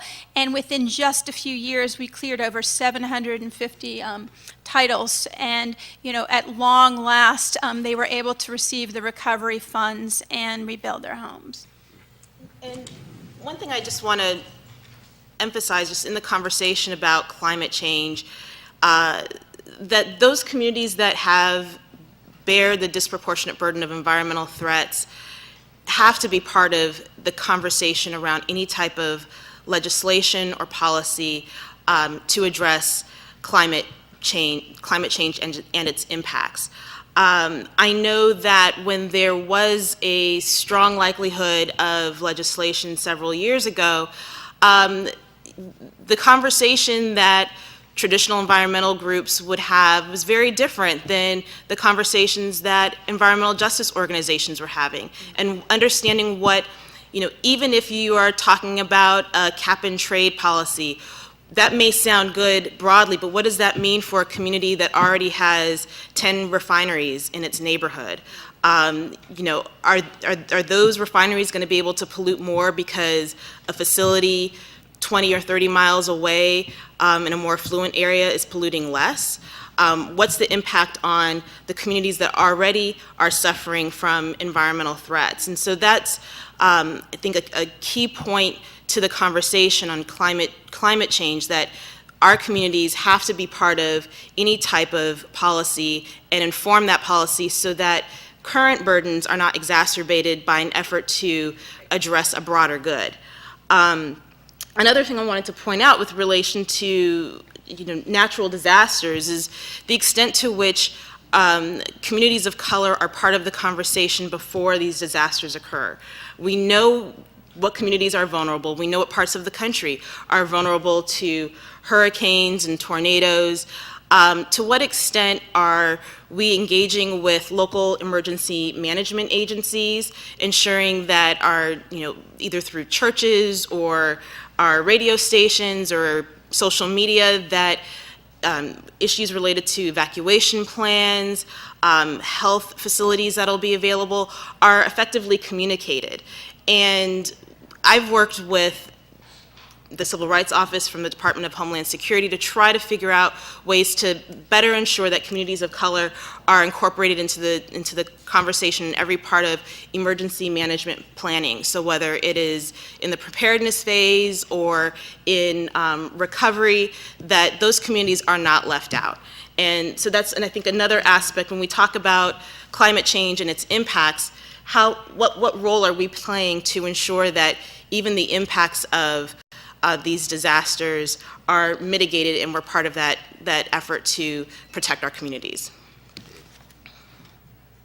Yeah, I think there's a good point in there, is this illustration of access to power. I mean, one of the foundational building blocks of environmental justice is the communities speak for themselves, and they ought to be able to speak for themselves and speak to the needs of their own communities. And a big part of that is access to power, access to policy decision-making, and part of that is access to good advocates, right?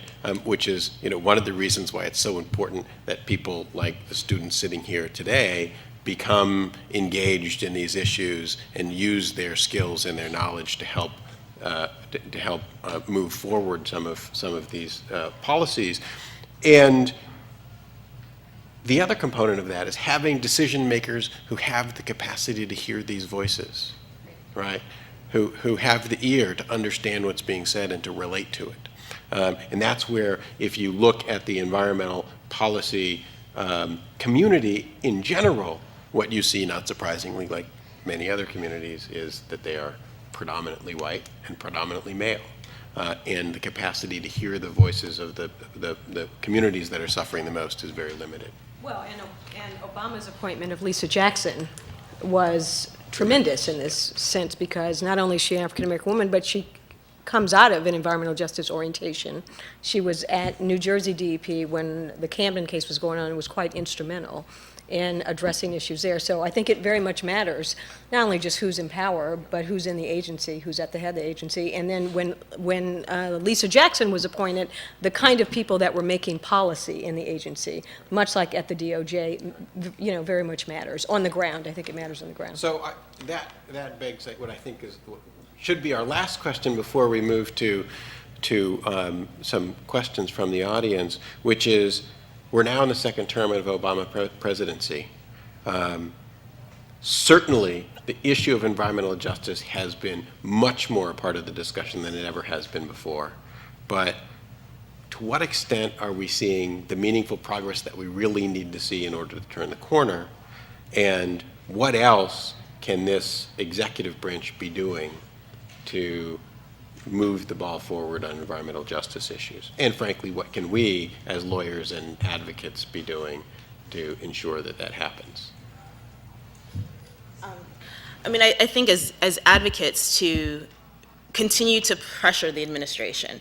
To continue to pressure agencies to aggressively enforce Title VI, to aggressively enforce the environmental statutes, the Clean Air Act, Clean Water Act, Fair Housing Act, to also, for agencies that may not have been the focus. I think traditionally advocates focus on EPA and transportation as a way to try to have the greatest impact in their environmental justice advocacy. But there are numerous agencies that impact our environment.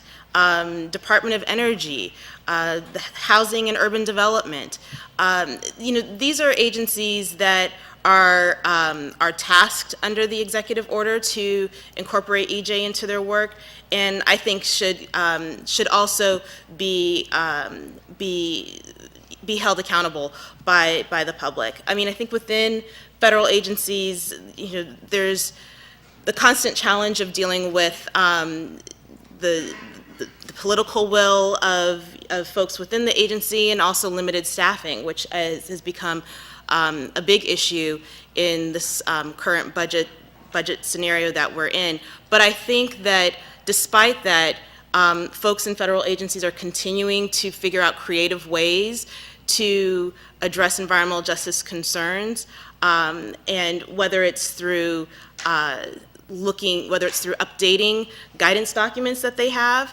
One of the significant outcomes from this memorandum of agreement from the agencies was that agencies are supposed to report annually on their environmental justice efforts and post that reporting on their website.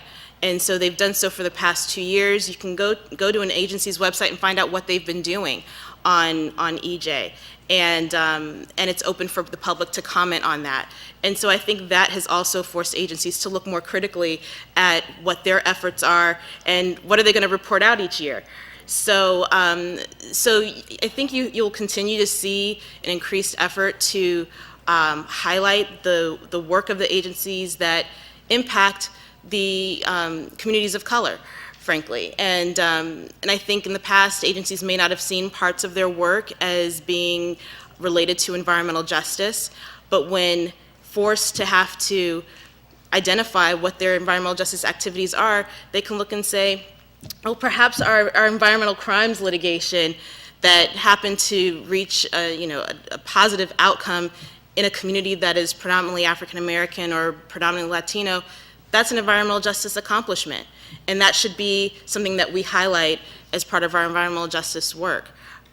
They may not have looked at that before, but now they're looking at their work a little bit differently, and I think that's a positive.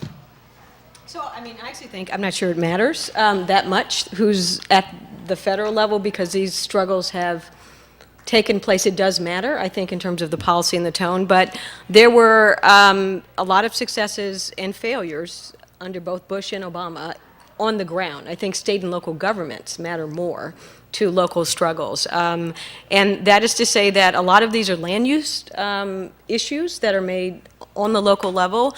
Even the enforcement of the permits are really delegated to state agencies. And the EPA has very little contact with localities. So, you know, I'll end where I began. I do think that if you want to help out on issues of environmental justice, help out local communities who need the talents of lawyers and people who are skilled and with knowledge to access the local and state levers that they can to get results in ways that will make changes more immediately than waiting on the EPA or federal government to do the right thing.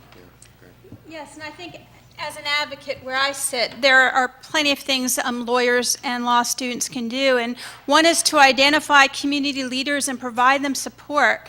The best talent is always homegrown. They know what their community needs, and don't think that you can speak for them. Empower the community. Know that you're in it for the long haul. There is no easy fix in environmental justice. It's years, if not decades. Bring in the pro bono attorneys. We have some of the best at the Lawyers Committee, and they've been so invaluable fighting the good fight. It's so expensive to litigate an environmental justice claim. So if you can get pro bono attorneys on your side, you're much better for it. Negotiate. One of our models is to develop a community benefits agreement, which brings together both parties in some kind of, whether it's a port or the Purple Line, for example, right here. Bring together the parties, negotiate for what you need. It could be to mitigate some of the environmental concerns, but it can also be about jobs, as I mentioned, or about displacement. Concerns about gentrification around the Purple Line are really real. So one of our clients, CASA, is concerned and would like to figure out a way to keep the local residents and local businesses from displacement. It doesn't mean that they're going to win in court on an environmental claim, but the process does give you an opportunity to be heard. Well, we're reaching the end of our time. I'd like to invite, if there are a couple of people who have questions, to come up to the mic and ask your questions, and we'll do our best to answer. Please go ahead. Thank you. My name is Carla Garcia Sendejas. I'm a Mexican environmental attorney working on international issues for a long time. I'm from Tijuana, the border with San Diego, so border issues, and when the National Environmental Justice Advisory, Council was created, it was a very important time years ago.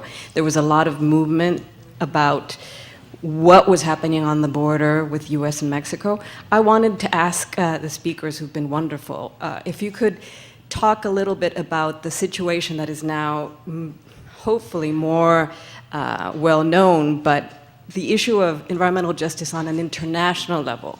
In Latin America, for example, is something just for us to be heard as far as environmental justice was something very difficult.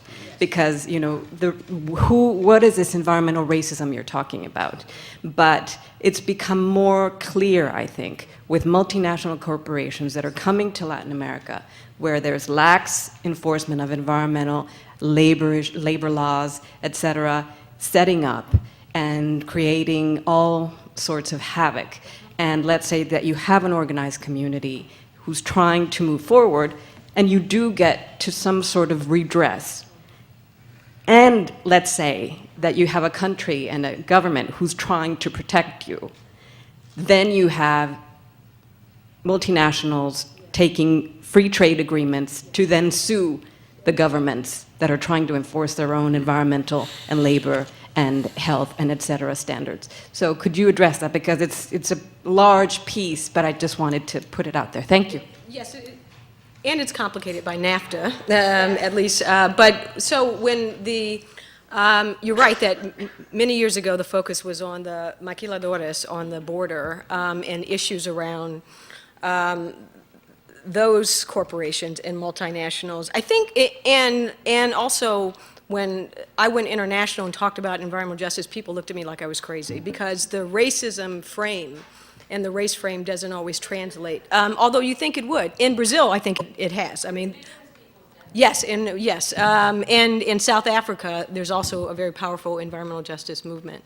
But now I think even when you go to Europe, you know, people say, oh, that's right, because of the immigration situation. So not just sort of movement of corporations, but movement of people have created, right? And anytime you see a segregated other and where they're segregated geographically, it's almost certain that you're going to have an environmental justice issue, right? There are going to be more bad things. So how does it, so if the question is kind of what is the movement internationally, I think there's always been an international movement on the ground in some communities. It's just a matter of how it's translated on a policy level. So in India and Brazil and in South Africa, there have long been environmental justice advocates.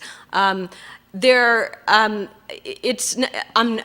not sure how to answer that exactly, except to say that I think it's, in parlance, it's certainly gained a lot of momentum over the years, and that the same tactics that have been used in the U.S. successfully, at least on a grassroots basis, are being deployed in many other places in the Americas, as well as other places. And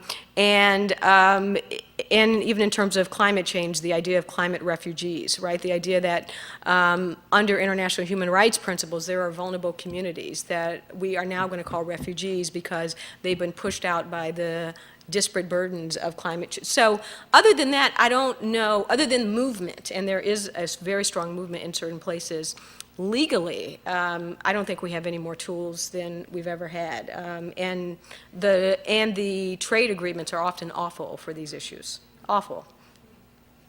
Well, thanks, Carla. Yep. I invite you to talk with us after the panel as well. Please. Good afternoon. My name is Ashley Sawyer. I'm a 3L here at the law school. Thank you all for coming. My question, I guess, is primarily directed at Ms. Glauber, but you talked earlier about one of the main conflicts between environmental justice is the issue about jobs and economic growth. And I'm sure you're all very familiar with the issues of asthma in the South Bronx. I had the opportunity to do work there this summer, and in the litigation we were involved with Fresh Direct, I'm sure you might be familiar, one of the main arguments of the Fresh Direct Corporation was that we're going to bring jobs, and South Bronx is a very impoverished community, and they need these jobs, so the environmental issues are not as important as the need for jobs. So my question is, how do we sort of combat that issue, particularly in times when it seems that the corporation is going to win out and their win or their success is almost inevitable? How can we ensure that they actually do bring those jobs that they say they're going to bring, and that they're employing low-income people from the community, when historically those promises have not been kept?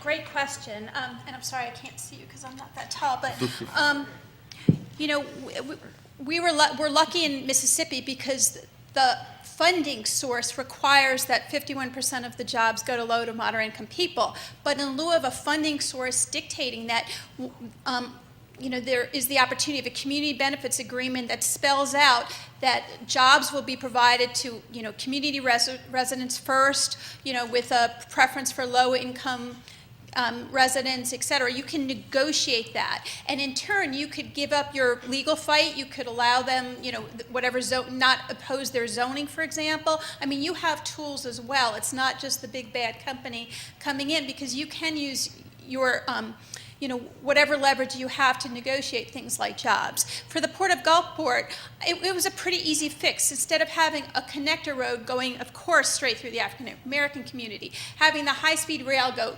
directly through the African American community, they could have moved it. Part of this whole process is to look for reasonable alternatives, and moving it, you know, just a few hundred yards down the road would have caused the neighborhood to be intact and not have the you know, the real true concerns about environmental pollution, air pollution. A school is adjacent to the proposed road, and the kids have such a high rate of asthma to begin with. So there are easy fixes if they just moved it a little bit. And unfortunately, sometimes we don't find out about this until, you know, the homes are boarded up, the road is dug, and that's why to be vigilant is really the best defense.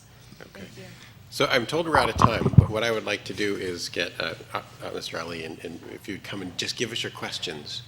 You can go first. Give us your questions, and we'll take just a couple of seconds to respond since you've been waiting so patiently.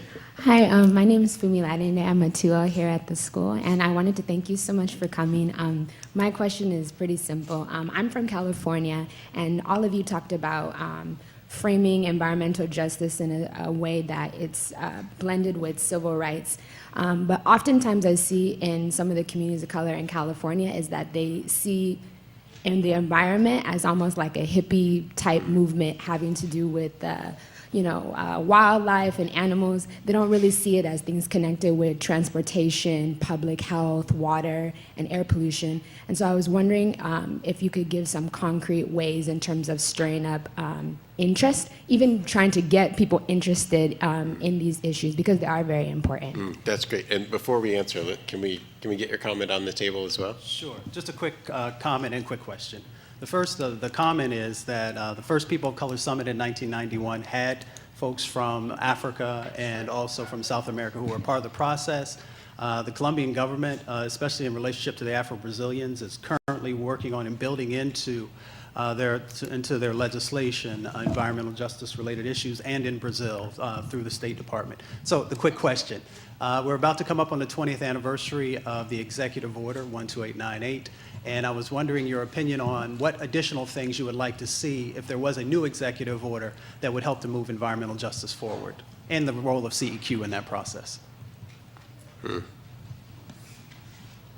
we haven't talked much about environmental law, and so CEQ is the Council on Environmental Quality, which enforces the National Environmental Policy Act, among other things. But what would we like to see in an executive order?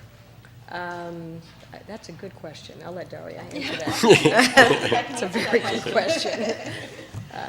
You want to answer it? No, I don't think I can. Yeah, I don't either. As a Fed. So can we get back to you? Some enforcement teeth. I think the thing that the Council on Environmental Quality, the National Environmental Policy Act, and the executive order all have in common is they have absolutely no legal teeth. None. Zip. Right? And so the executive order says agencies should, and agencies can or can't. Because you can't take them into court, right? They either will or they won't, and the policies they've adopted have been toothless. It really depends on who's on top. The Council on Environmental Quality and NEPA itself is really a process-based law. It just makes sure all the I's have been dotted and the T's have been crossed. So unless you're going to have a law with some teeth, we don't need another policy, you know, or order saying what we already know and stating an aspiration. In terms of the young woman, civil rights, so how do you get communities? I think you go to communities, and so my co-author, the late Luke Cole, was a giant in the advocacy world and a lawyer, and started the Center on Race, Poverty, and the Environment, and he always argued that lawyers should be part of a larger strategy in the community. And so go to the community and try to talk to folks and help them see the civil rights component of this issue. Yeah, and Can I follow on that? if it's one sentence or less. Or less. And Center for Race, Poverty, and the Environment, it's in, I lost the woman. It's in San Francisco. I believe Communities for a Better Environment is based in Los Angeles. There are advocacy groups that exist in the Los Angeles area that you can, and I think you said Los Angeles, Sacramento, I'm sorry, in California, that you can definitely tap. And I think going back to what Dr. Bullard originally said, you know, how do we look at the environment? How do we talk about the environment? And we need to talk about it as a place where we work, live, eat, play, worship, and get an education. It is all around us, and changing how people think about their living environment and their health and how their environment may affect their health. So if you can connect people to, you know, if somebody takes an hour to get to work because they have to take 4 different modes of transportation, you know, that is an environmental justice issue. If their child has asthma I love you, and Daria. needs access, I love you so much. So I'm just trying to say, you know, you can make it real for people by connecting it to what they're experiencing in their daily lives, and explaining to them that their environment does impact their life and that they can be active in changing that if, you know, they organize and get with these other groups. And the answer is take the environmental justice course and become an emissary to your communities on these issues. That's the answer. Okay, everyone, thank our panel. And I'll hand it back over to the Howard Law Journal.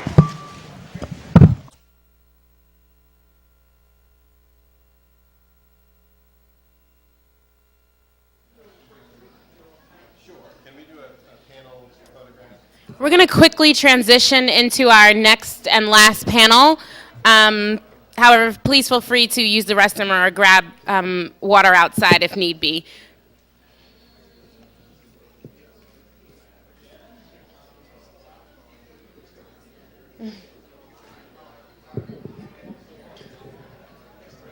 Yeah, about 5 minutes.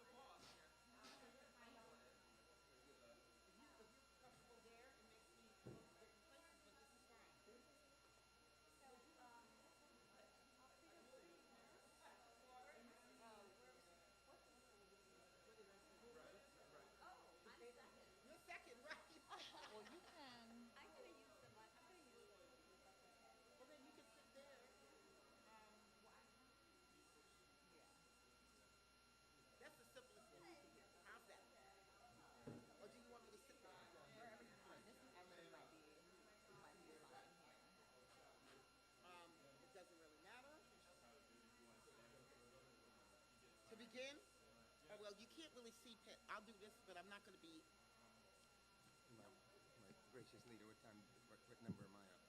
What did I say? That's what I'm saying. What's the point of sending y'all stuff a week early?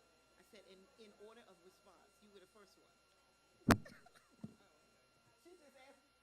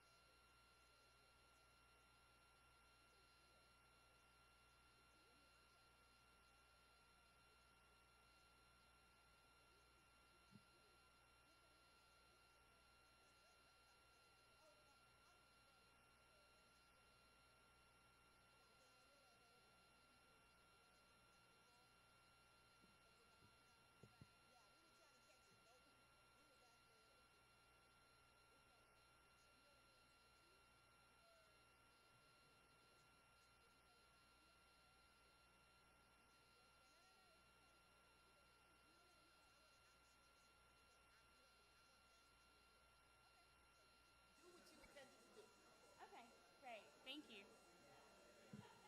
Excuse me, everyone. We're going to get started with the last panel. So if you could please have a seat, please. We're going to get started with our last panel of the day right now.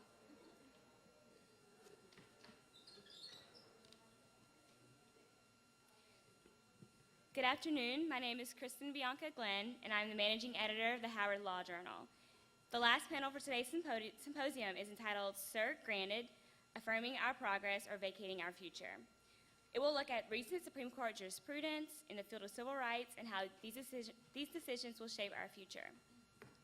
Dean Alfreda Robinson of George Washington University School of Law will be the moderator for this panel. At GW, Dean Robinson serves as the Associate Dean for Child Advocacy and is the co-director of the Litigation and Dispute Resolution Program. Before beginning her work at GW, Dean Robinson served as a senior child counsel and trial attorney for the Department of Justice. Dean Robinson has received several awards and honors, including the C. Francis Stratford Award and the National Bar Association's, which is the National Bar Association's highest award. Between 2009 and 2012, Dean Robinson served as the co-chair of the African American Leadership Council of the Obama Campaign and Democratic Party, the National Finance Committee, and the co-chair of the DNC NFC Mid-Atlantic region. I present to you Dean Alfreda Robinson.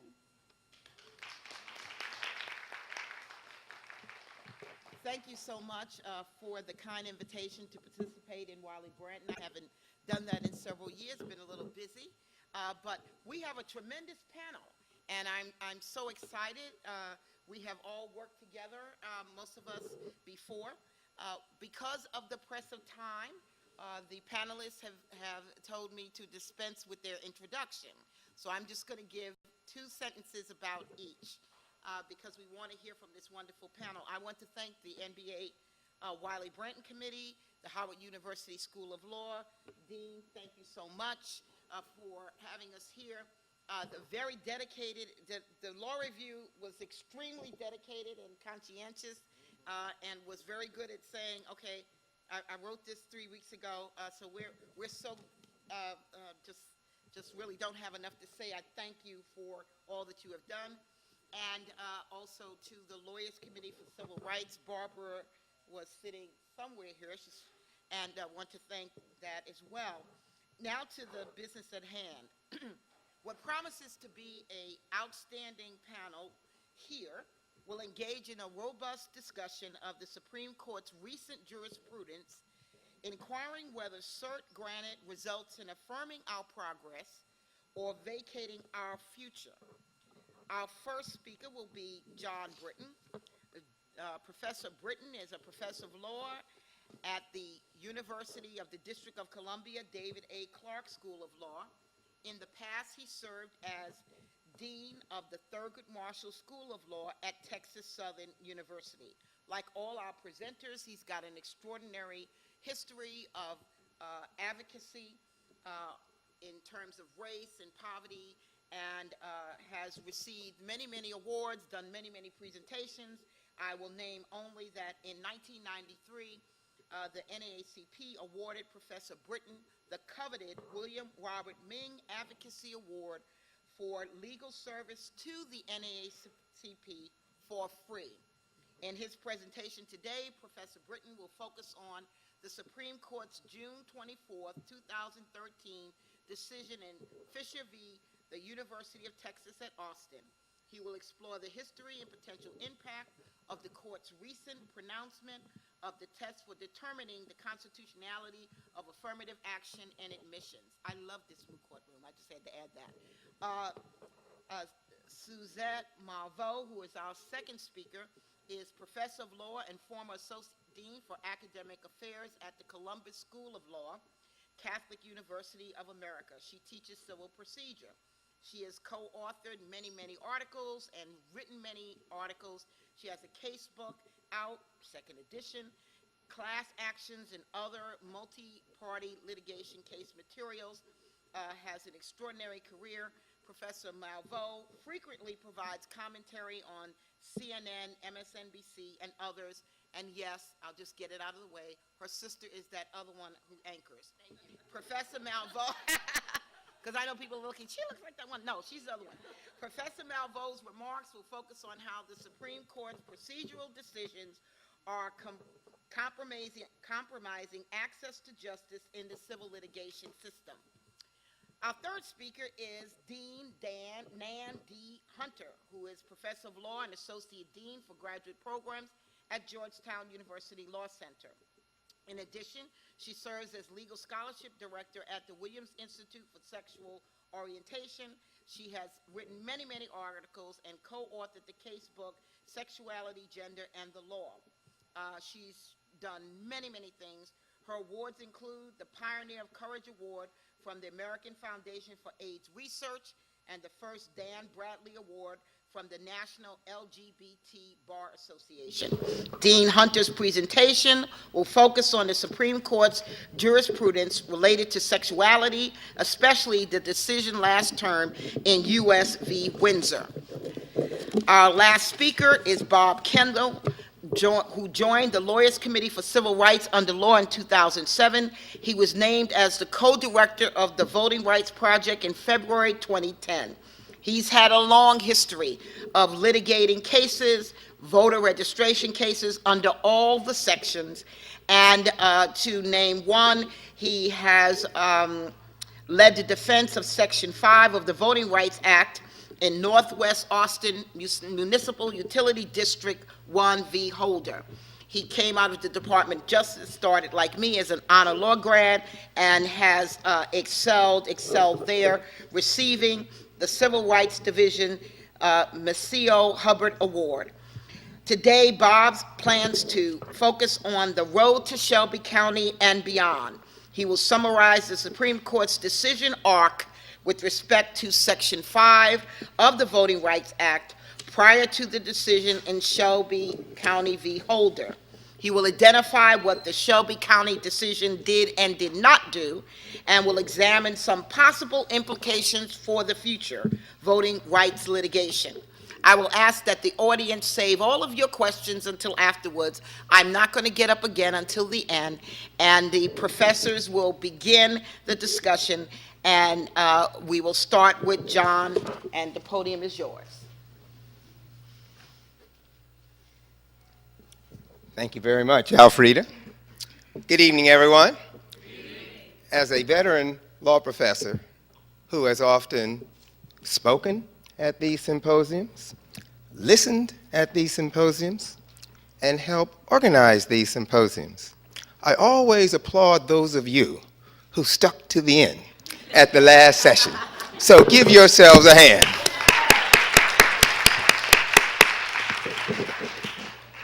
I'd also like to just add a brief part to my background, that I'm so proud of my Lawyers Committee for Civil Rights Under Law, of which I was the chief counsel from 2005 to 2009, for help sponsoring this outstanding Wiley Branton Symposium. Paulette Caldwell, who is here in the audience and is on the board of the Lawyers Committee and is a professor at NYU Law School, was my classmate here in 1969. So when my alma mater calls me to participate, I come.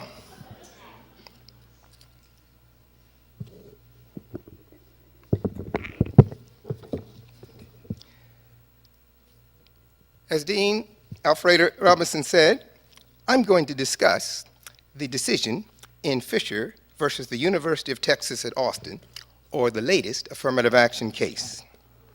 Both supporters and opponents of the use of race in admissions by colleges and universities anticipated yet another major ruling by the Supreme Court's June 24, 2013 decision in Fisher versus the University of Texas at Austin. Instead, the High Court punted the case back to the lower courts on a legal technicality, deliberately sidestepping the constitutionality of affirmative action for the time being. An article published around the same time claims that, and I quote, race-conscious affirmative action is perhaps the most contentious issue in education policy, and challenges to race-conscious admission policies, both in the courts and at the ballot box, have been regular events over the past 3 decades. As a footnote, I would add, just a week ago, the United States Supreme Court heard all arguments in a case from the state of Michigan concerning a referendum by the voters to ban the use of race and gender in education and employment and government contracting. This case is being argued on the subject of affirmative action at the University of Michigan, where in 2003, the Supreme Court decided what is considered the law on affirmative action today in cases called Grutter and Gratz versus Bollinger. The case heard just months after the decision in Fisher does not deal directly with affirmative action, but it does deal with whether voters may ban affirmative action in a referendum that amends the Michigan Constitution. That challenge will continue in Fisher in the next round of litigation as the lower federal courts of appeals or the district court seek to apply what some commentators call a clarification of the means test, dating back to a case called Wygant versus Jackson Board of Education in the 1980s, and more recently articulated, as I said, in Gratz versus Bollinger and Grutter versus Bollinger, or what others call an entirely new standard by this court. In the past, the Supreme Court has sought to dispel the notion that strict scrutiny is, quote, strict in theory, but fatal in fact. Now, however, the recent court has coined an additional moniker that said, quote, strict scrutiny must not be strict in theory, but feeble in fact. I will explain the history and the potential impact of the court's recent pronouncement of the test for determining the constitutionality of affirmative action in my upcoming article for this symposium.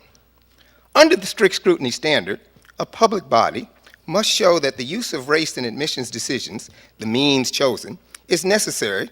The latest restrictive means or the narrowest restrictive means are narrowly tailored for furthering the goals, which must be a compelling interest.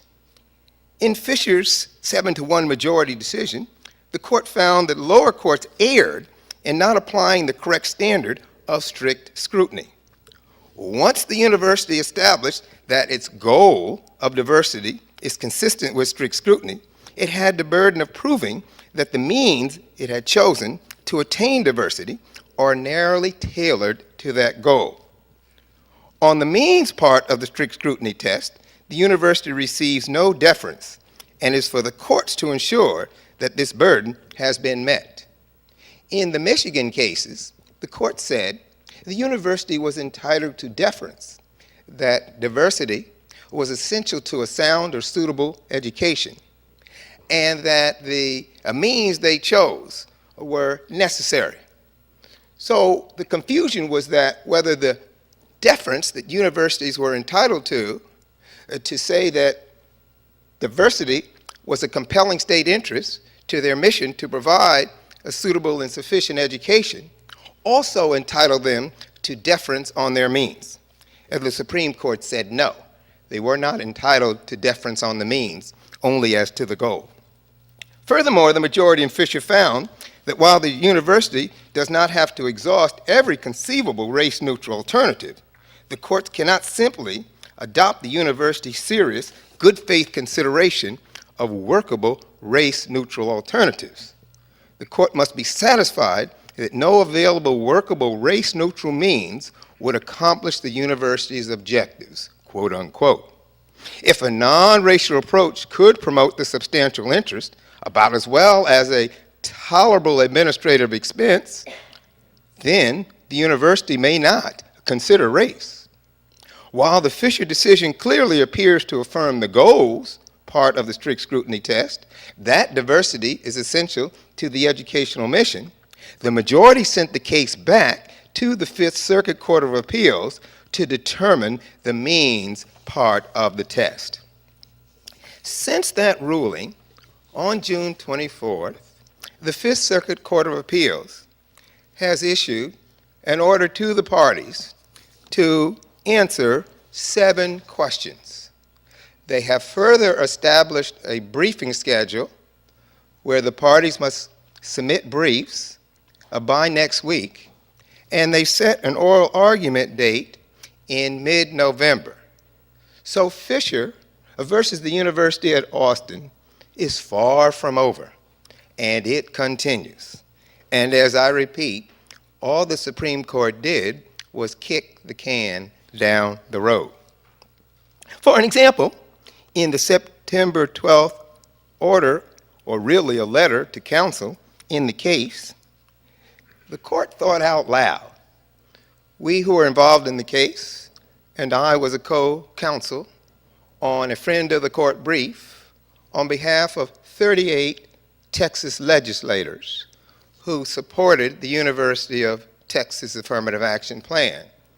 The legislators wanted to inform the court why they adopted what is known as the Top 10% Plan back in the mid-1990s to address a decision called Hopwood versus Texas that had ruled, at least in the Fifth Circuit of Texas, Mississippi, and Alabama, that affirmative action was no longer legal. There hadn't been any Supreme Court decision, or for that matter, any other court decisions to make it illegal, but the Fifth Circuit, some would say, had the temerity to go back and reevaluate an old late 1970s case called Bakke versus the Board of Regents and come to the conclusion that there was no majority in that Bakke decision to support affirmative action. The Bakke decision, by the way, was one of those cases where 4 justices voted to strike the affirmative action plan, 4 other justices voted to uphold affirmative action. 1 justice at the time, Justice Lewis Powell, voted in favor of striking the plan, but voted also in favor of the dissent to maintain affirmative action as one factor in admissions policies. And so the Fifth Circuit has asked, should it remand the case or should it decide the case? And if it should remand the case from the Court of Appeals back to the district court, should it give the district court any instructions on what the Supreme Court has now interpreted as the new standard for looking at the means test under the strict scrutiny? How should the Fifth Circuit apply, said the court, the question of deference to the university?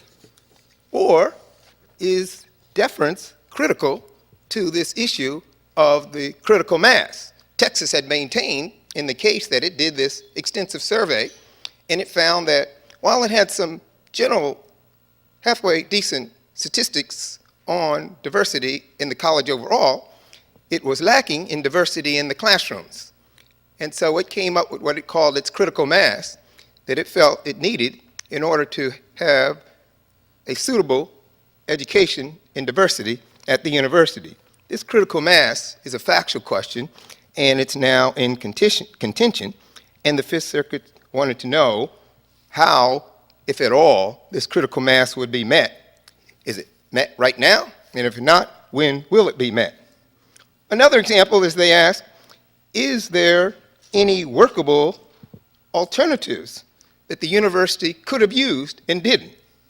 And if it didn't use any, then why?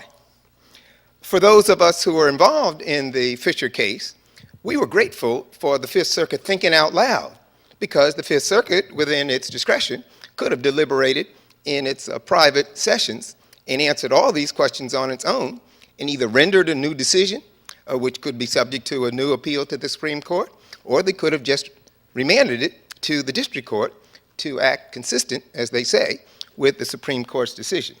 So in short, we will have to wait for another round to see exactly how the Fifth Circuit, again, is going to apply what some would call a clarification of its existing standard, or to apply what others call a new standard.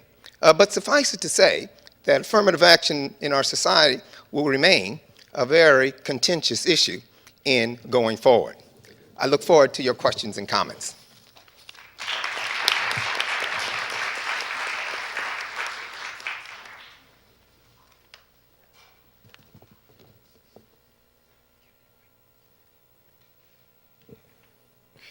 Thank you so much for inviting me here. I'm happy to be at Howard University. It's a place that's very dear to our family.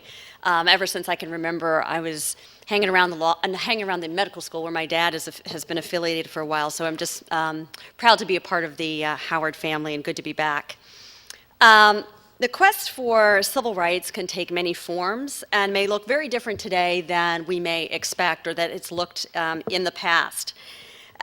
What I'm looking at is Supreme Court cases that deal with issues related to civil procedure. So we think of those as just neutral rules, but those kinds of decisions can have a negative impact on access to justice, and in particular on civil rights cases. So when we think about procedure, quite honestly, a lot of people's eyes start to glaze over. The students in the room are probably like, oh my God, this seems very technical, the topic can be dry and difficult.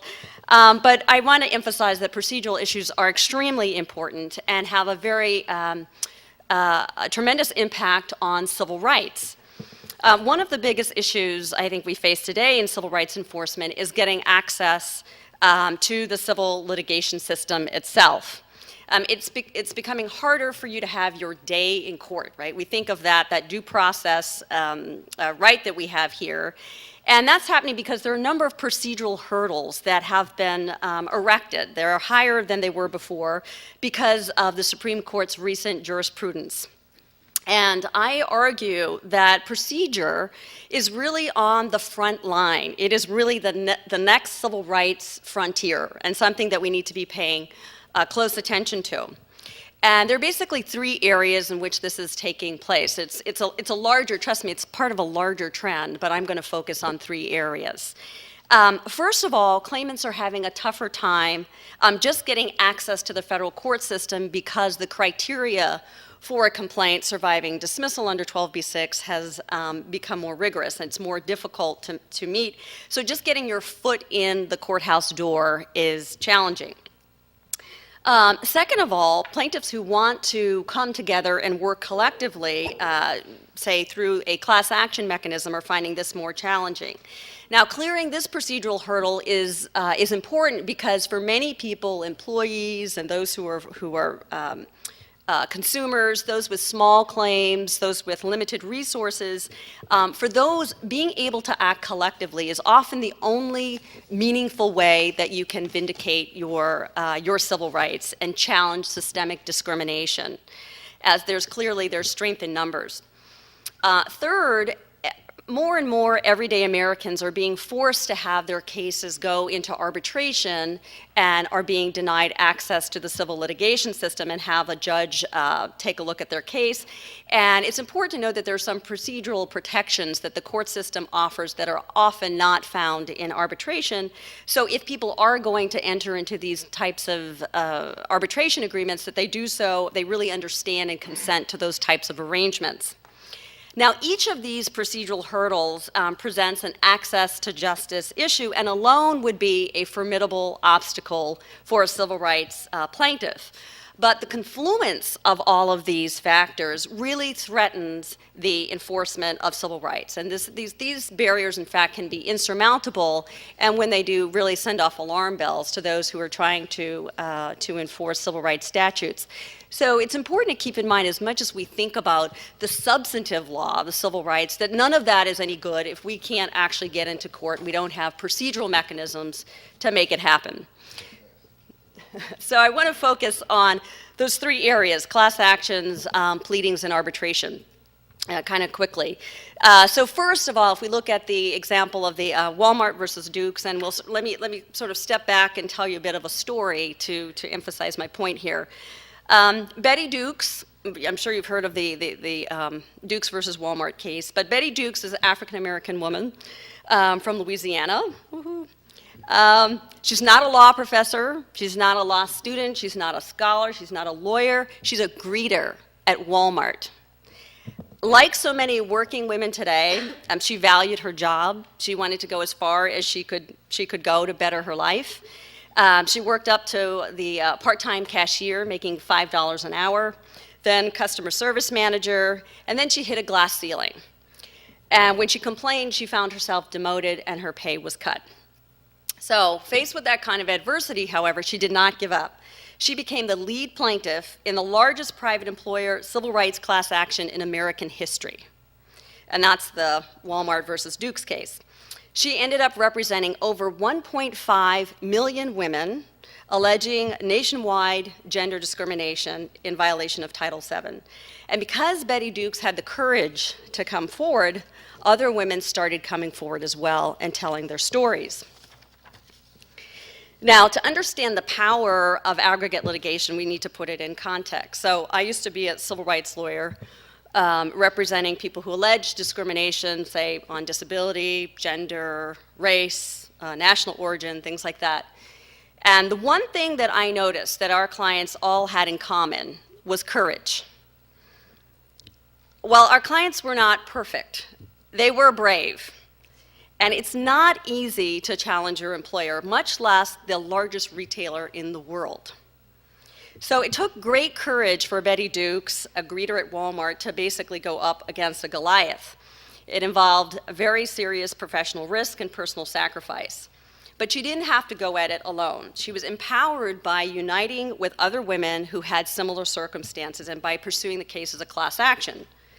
So whether or not somebody can aggregate their claims and join with other people, I think, is a civil rights issue. When we think of civil rights, we think of voting, we think of education, housing, employment, those sorts of things, but we don't often think about procedure and how important it is to the enforcement of civil rights, that it's really an access to justice issue. But when you think about it, it makes sense, right? In terms of class actions, a class action has been the most I mean, class actions have been the most important civil rights cases that we have historically had. School desegregation, prisoners' rights, employment, those sorts of things. In fact, I would say the most important Supreme Court case of the 20th century, Brown versus Board of Education, that was a class action. And in fact, that was a consolidation of 5 class actions. So clearly there is strength in numbers. But today, plaintiffs are those who are trying to challenge systemic discrimination through the class action mechanism are having a much more difficult time getting there. The Supreme Court, in fact, through the last 2 terms, had decided 10 cases involving class actions, the vast majority of them making it more difficult to proceed collectively. All right, so let's say, even if you're able to bring your case with others as a class action, you've got to get your foot in the door, right? You have to have your case survive dismissal at the pleading stage. Now, the 2 cases, and I'm sure the students are very familiar with, is Iqbal and Twombly, which have made it much more difficult. You have to have more facts go in your complaint to survive dismissal under 12b-6. Now, we know the rules are supposed to be trans-substantive. That means that they apply equally across the board despite the type of substantive claim you have. But the problem is, in terms of the interpretation of the rules, they may have a disparate impact on different types of claims. Now, civil rights claims are more vulnerable to being dismissed under this new regime, pleadings regime, and basically for 3 reasons. First of all, the standard has become more difficult. It's changed. It's now you have to have enough facts to show that your claim is plausible, not just possible. So that standard is no longer there, and that's particularly hard for civil rights cases and those cases where you allege state of mind, so intentional discrimination cases. Second of all, plausibility standard is really too subjective. The Supreme Court tells judges that they're supposed to use their judicial experience and common sense when figuring out what is plausible. Now, that doesn't give courts enough guidance and doesn't provide a workable standard that is going to give you uniformity and predictability to understand if your claim is going to survive. I'll give you an example. We know that studies indicate there's a significant difference in perception among racial groups over the existence and pervasiveness of race discrimination. So especially post-Obama, we've had this whole debate over whether or not society is post-racial, and people are particularly paying attention to that question here. So many Americans have come to the conclusion that race discrimination is no longer a significant issue. Consequently, some judges are going to share the view that this presumption that race discrimination really is a thing of the past. So that perception may lead a judge concluding that based on the facts before him, intentional discrimination is implausible, especially if it's put up against a more innocuous alternative explanation. So without a suitable legal standard to anchor the plausibility determination, this excessive subjectivity can result in different outcomes, not depending on the facts, but depending in fact on the judge. Third, it's difficult, if not impossible, for plaintiffs to unearth information and facts before discovery.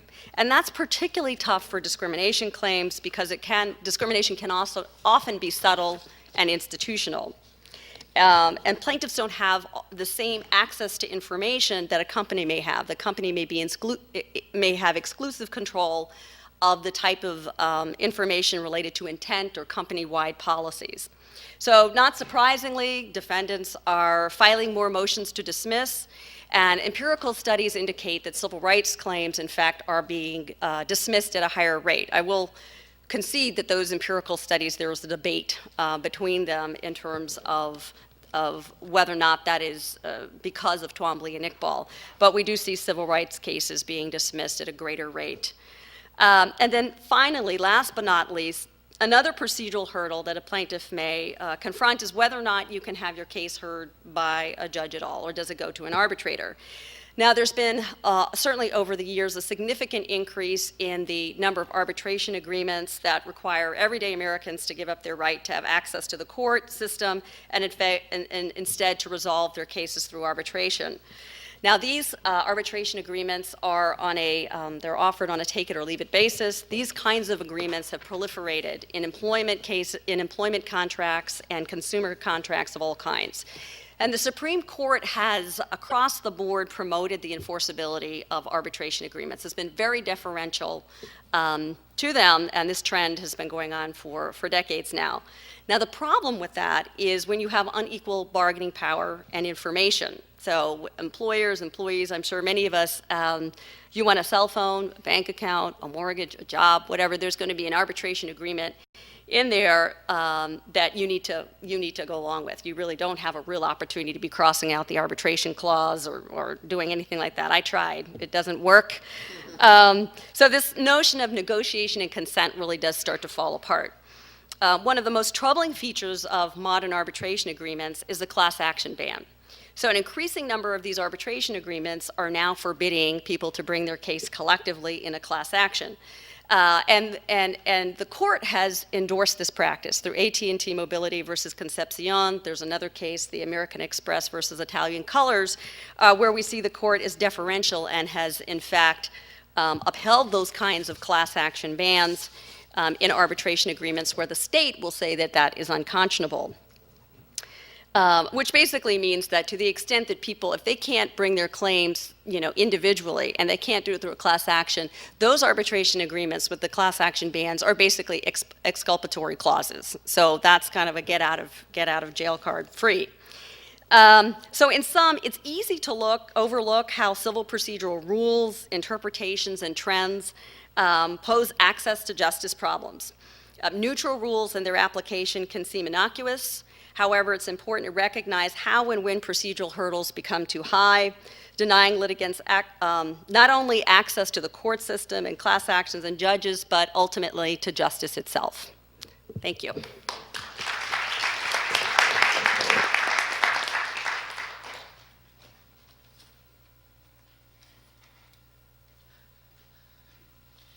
Thank you. I want to just begin by saying to Suzette that I am also a civil procedure professor, and so I feel your pain. Yeah.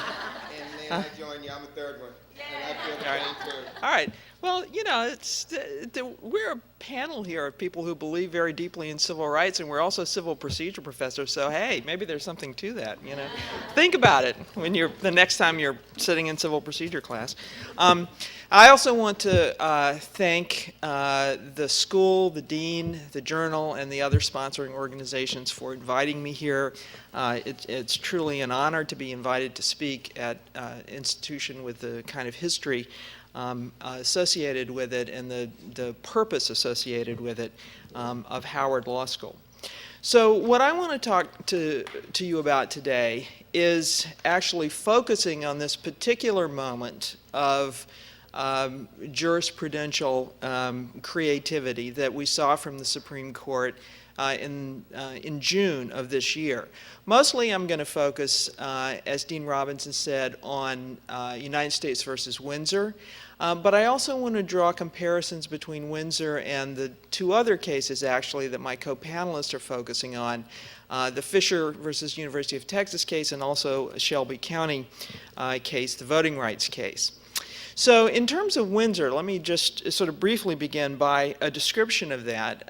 United States versus Windsor is the case in which a variety of plaintiffs around the country actually brought challenges to a section of the so-called Defense of Marriage Act, or DOMA, which forbade the federal government from recognizing the lawfulness of same-sex marriages, even assuming that they were recognized by the states which had performed the marriages or where the couples lived. So we're only talking about the universe of under state law lawful same-sex marriages. And this law dated from the 90s. It was actually operating in tandem, and I think we see connections all through this story, but operating in tandem with the Personal Responsibility Act, or whatever it was, from 1996. There were two pieces of legislation that Republicans pushed in Congress in the summer of 1996, just before the presidential election, forcing President Clinton to either alienate important parts of his base or to sign very conservative pieces of legislation. And he signed both. He signed both the so-called welfare reform law, and he also signed the Defense of Marriage Act. And they were essentially simultaneous efforts. So the law dated from 1996. Certainly, as we know, since 1996, there has been virtually a sea change in the politics and sort of cultural understandings and acceptance of LGBT people and of issues such as gay marriage. I think the case illustrates in a really sort of handy way the combination of the doctrinal issues, the political issues, and the cultural issues. The cultural issues, of course, being the debates about same-sex marriage that have gone on and have been such high visibility debates for the last, especially the last 10 years. And here, to just sort of bracket a piece of advice to the journal editors, I cannot possibly, I'm not sure anyone could possibly improve on Professor Dyson's enactment of President Obama's decision to endorse same-sex marriage. My advice is, if you splice out that part of this webcast and put it on YouTube, it will go viral. That was really amazing. But in addition to the cultural issues, you have the doctrinal issues in equal protection law that were raised by Windsor. Specifically in the context of sexual orientation challenges, the Supreme Court in two previous cases, Romer versus Evans and Lawrence versus Texas, had ruled in favor of gay plaintiffs. And it struck down a state constitutional amendment in Colorado that singled out gay civil rights for for more difficult procedures for enactment of civil rights law than any other category of civil rights law. And in Lawrence versus Texas, it struck down sodomy laws that were still remaining in about 13 states. But amazingly, in neither of those cases, nor in any other case, had the Supreme Court articulated a standard for equal protection review. And we all know from con law that there are three tiers of scrutiny. There's strict scrutiny, there's intermediate scrutiny, and there's rational basis. And so what the court rather amazingly did was strike down the state constitutional amendment adopted by the voters of Colorado. It struck down a Texas law. And it seemed to do so on rational basis grounds, because it just wouldn't, come out with any other articulation. It didn't say it was rational basis. It didn't say it was not rational basis. And so there's this sort of murky question out there. So there's the doctrinal framing of this case. And if you read the briefs of the parties in the amici in Windsor, and I did read most of them, the one thing that absolutely divided them, just the sheer chasm between them, was the defenders of DOMA arguing that the correct test was rational basis, and the opponents of DOMA arguing that the correct test was some form of heightened scrutiny, that should be applied to sexual orientation classifications. So I'll say in a moment, if you don't know already, what their response was. But the third dimension of all the factors clustered here were political. And by political, I mean quite literally the branches and the parties. That is a big issue, and it came out in a portion of the litigation and the opinions relating to standing, involved the fact that the Obama administration elected not to defend the constitutionality of DOMA, which is to say it did what yes, it was a great decision.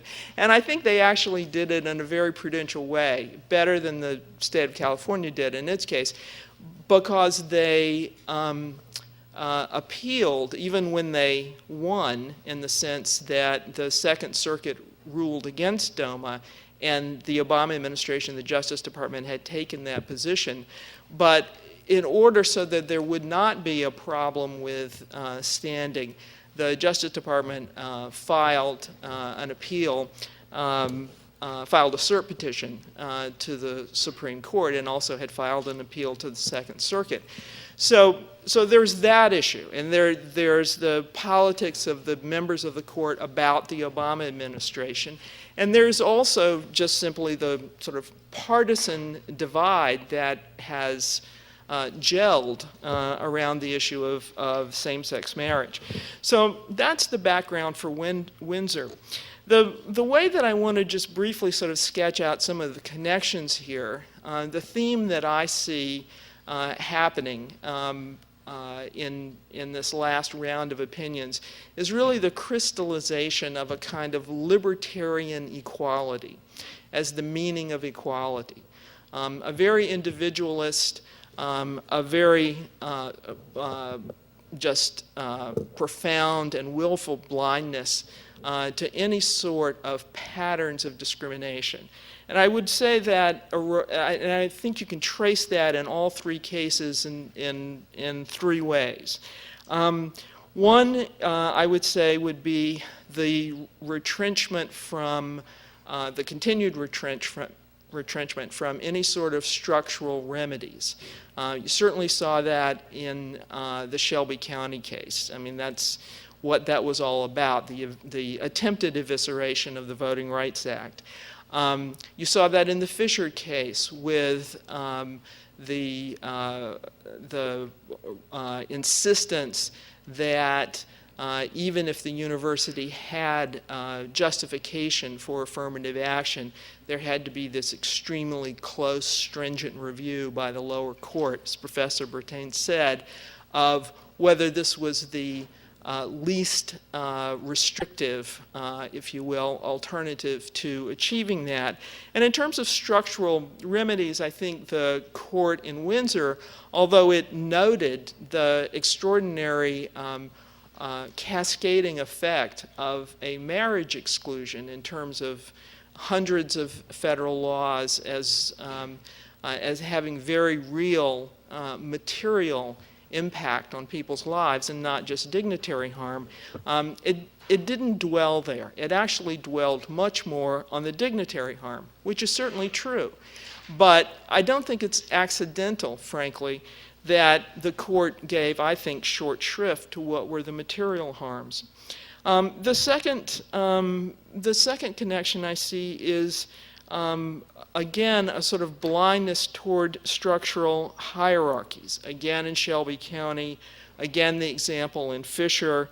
And I would say that in Windsor, one of the ways that this came out, and this goes back to the question of what is the equal protection test for sexual orientation, is the court refused to say, again, what the equal protection test is for sexual orientation. And in fact, it went on at some length about federalism. Now, to some extent, this simply reflects, I think, the fact that the current justices, you've got, to count to 5 on a gay rights case, you've got the 4 progressives and you've got Justice Kennedy. And Justice Kennedy is quite idiosyncratic. I'm very happy that he wrote the decisions that he wrote in Romer and Lawrence and Windsor, but they're not terribly coherent as a doctrinal matter. And I think that reflects more than just the idiosyncrasies of Justice Kennedy. I think it also reflects a kind of broader attitude on the court of we don't want to articulate any standards. This is a sort of one-off thing. Look, we're going to have to get through these gay rights cases, then we know there'll be more gay marriage cases. We'll get through them in a few years. And after that, we're done. We're not looking toward any expansive or liberatory conception of equal protection. And certainly, I think that runs through the 3 cases. The last connecting piece that I just want to point out is the search for the bad actor. And of course, this is just the other side of the blindness to any sort of structural hierarchies or refusal of structural remedies. In Shelby County, there's the focus on, the this law was enacted 50 years ago, and now everything is much better and everyone's happy. In Justice Scalia's dissent in Windsor, you see he just bristles with insult about how the tone of the majority opinion suggests that hostility to gay rights could be considered a form of bigotry. It's just horrendous that this can come into the vocabulary of civil rights at all. And Justice Scalia goes on and on about this, and you have a sense that he's saying, look, this was Congress, this was President Clinton, there's no bad, evil actor here.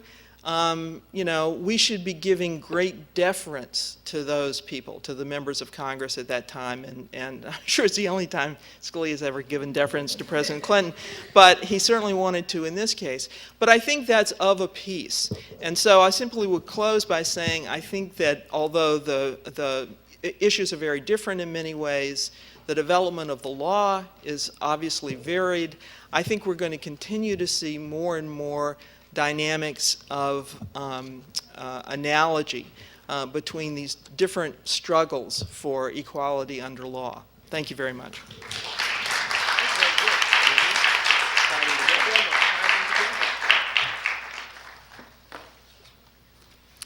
Good evening. I want to reiterate my thanks for being here to everybody involved.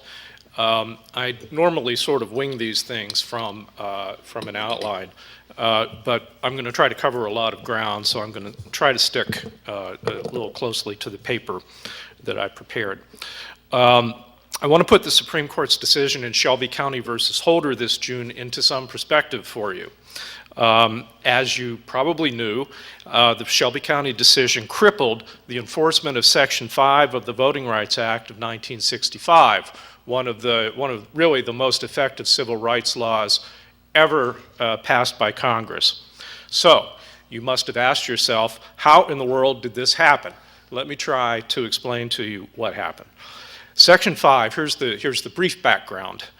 Section 5 of the Voting Rights Act was enacted in 1965. Congress extended it in 1970, 1975, 1982, and most recently in 2006. Section 5 provided for federal review of new voting rules and procedures in states with a history of voting discrimination.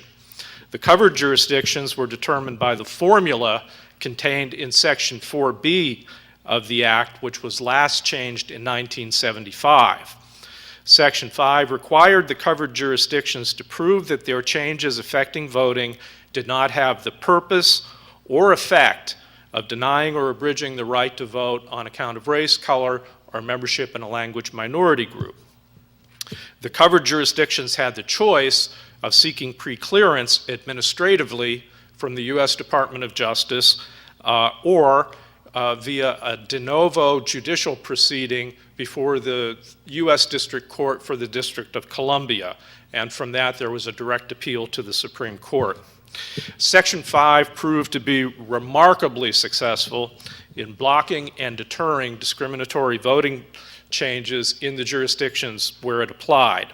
Under Section 5, over time, there were thousands of objections to discriminatory voting changes, and countless other discriminatory changes were either abandoned or they were deterred from being enacted in the first place. Let me just point to what happened just in 2012. The District of Columbia Court blocked the enforcement of Texas's discriminatory voter ID law. It blocked Florida's attempt to shorten the early voting period and forced South Carolina to modify its discriminatory voter ID law. But that's not all. The D.C. Court also blocked 3 statewide redistricting plans from the state of Texas, finding that at least 2 of them had been adopted with a racially discriminatory purpose. Now, historically, on coverage questions, the Supreme Court was always pretty strong.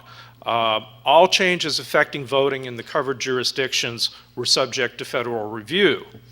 The problem, however, beginning with Shaw versus Reno in 1993, was that the Supreme Court then subjected the Section 5 purpose and effect standards, the substantive protections in Section 5, to what I called the death of a thousand cuts.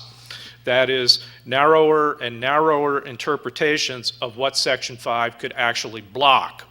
The problem seemed to be that in the Supreme Court's view, all voting changes were covered, but none of them were objectionable.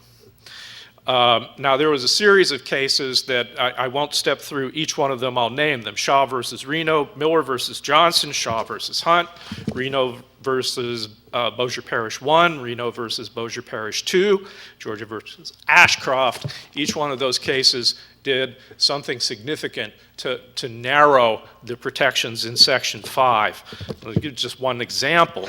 Miller versus Johnson, just that one case, the Supreme Court found that Section 5 had not been properly enforced by the Department of Justice, found that complying with the Section 5 objection is not necessarily a compelling state interest, that compliance with Section 5 is an issue of fact that local district judges could second guess, and the court also began to undermine the Section 5 purpose analysis. Not bad for one day's work. Now, the Miller case was written by Justice Kennedy, who by the time of Shelby County had become our best hope for a fifth vote to uphold Section 5. So you can see the challenge that was laid out in the Shelby County case.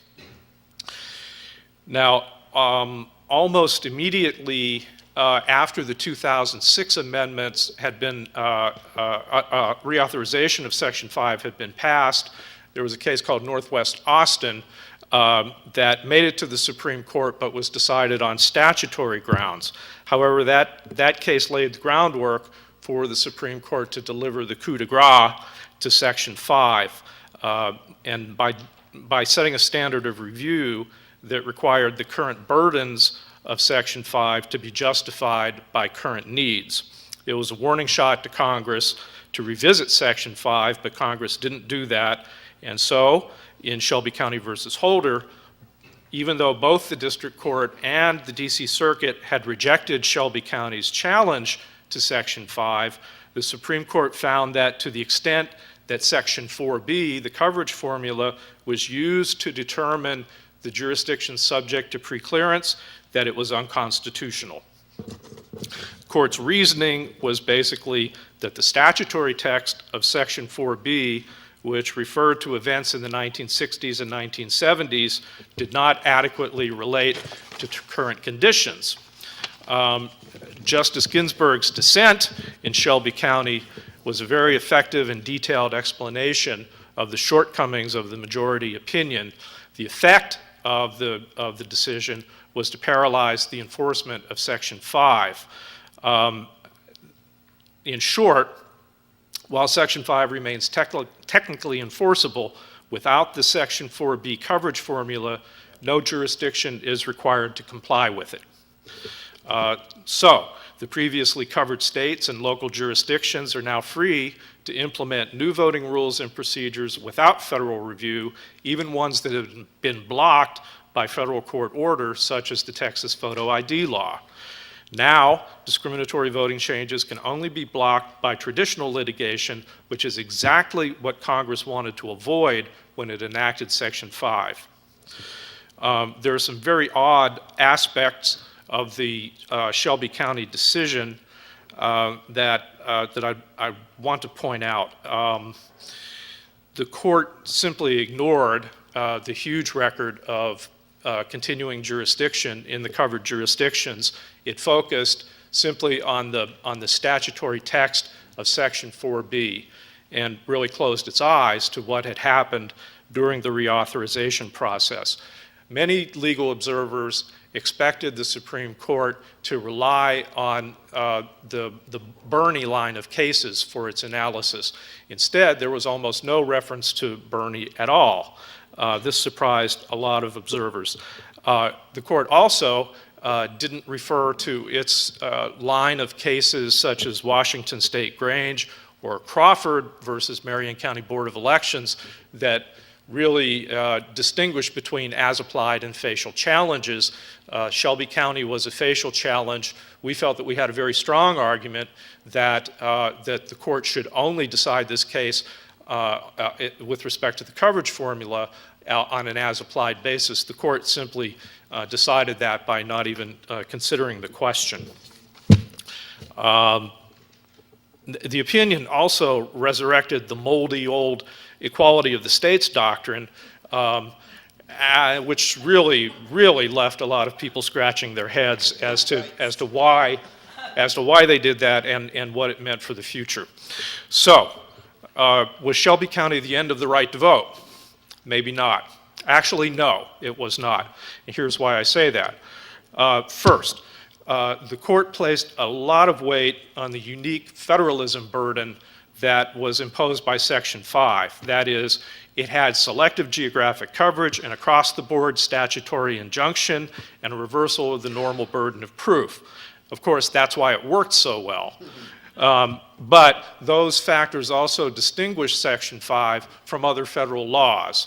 And so that federalism cost that the Supreme Court put so much weight on doesn't necessarily apply to other statutes. Second, the court noted that Section 2 of the Voting Rights Act is, quote, permanent, applies nationwide, and is not at issue in this case, unquote. Now, we should expect renewed attacks on the constitutionality of Section 2 now that Shelby's been decided, but it would really be a case of Lucy, Charlie Brown, and the football if the Supreme Court now turns around and says that Section 2 is unconstitutional after having held it out as being the protector in the Shelby County case. Third, not all federal voting protections derive their authority from the Reconstruction Amendments. The National Voter Registration Act of 1993, that is the Motor Voter Act, is based on the Elections Clause, and so that should help largely avoid the federalism quicksand that trapped Section 5. So to finish up here, without minimizing the civil rights disaster that Shelby County delivered, it may turn out to have a relatively limited doctrinal significance to other federal voting rights laws. Shelby County does demonstrate the extent to which the current Supreme Court is willing to use result-driven reasoning to get the last word in policy debates with Congress. It also teaches the lesson that we can never take our constitutional rights for granted. Thank you.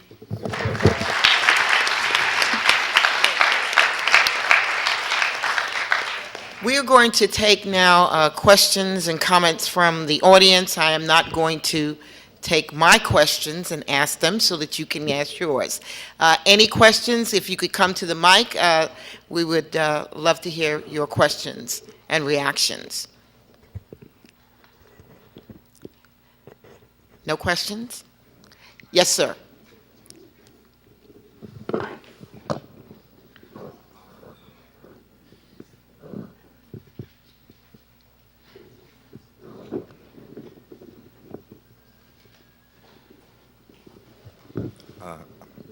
My name is Dane Johnson. I'm a 3L.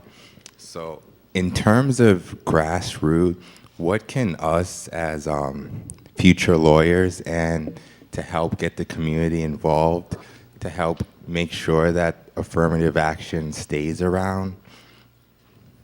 All right, you want to take that, John? All right. The Black Law Students Association has played a large role in agitating for affirmative action, both in Michigan. Indeed, they are a kind of party in this referendum case that was just argued, and they've been very active, and they filed briefs in the Texas case. Likewise, they've been very active on campus, from Michigan to Texas and all around, along with civil rights organizations such as the NAACP, in fighting for more diversity.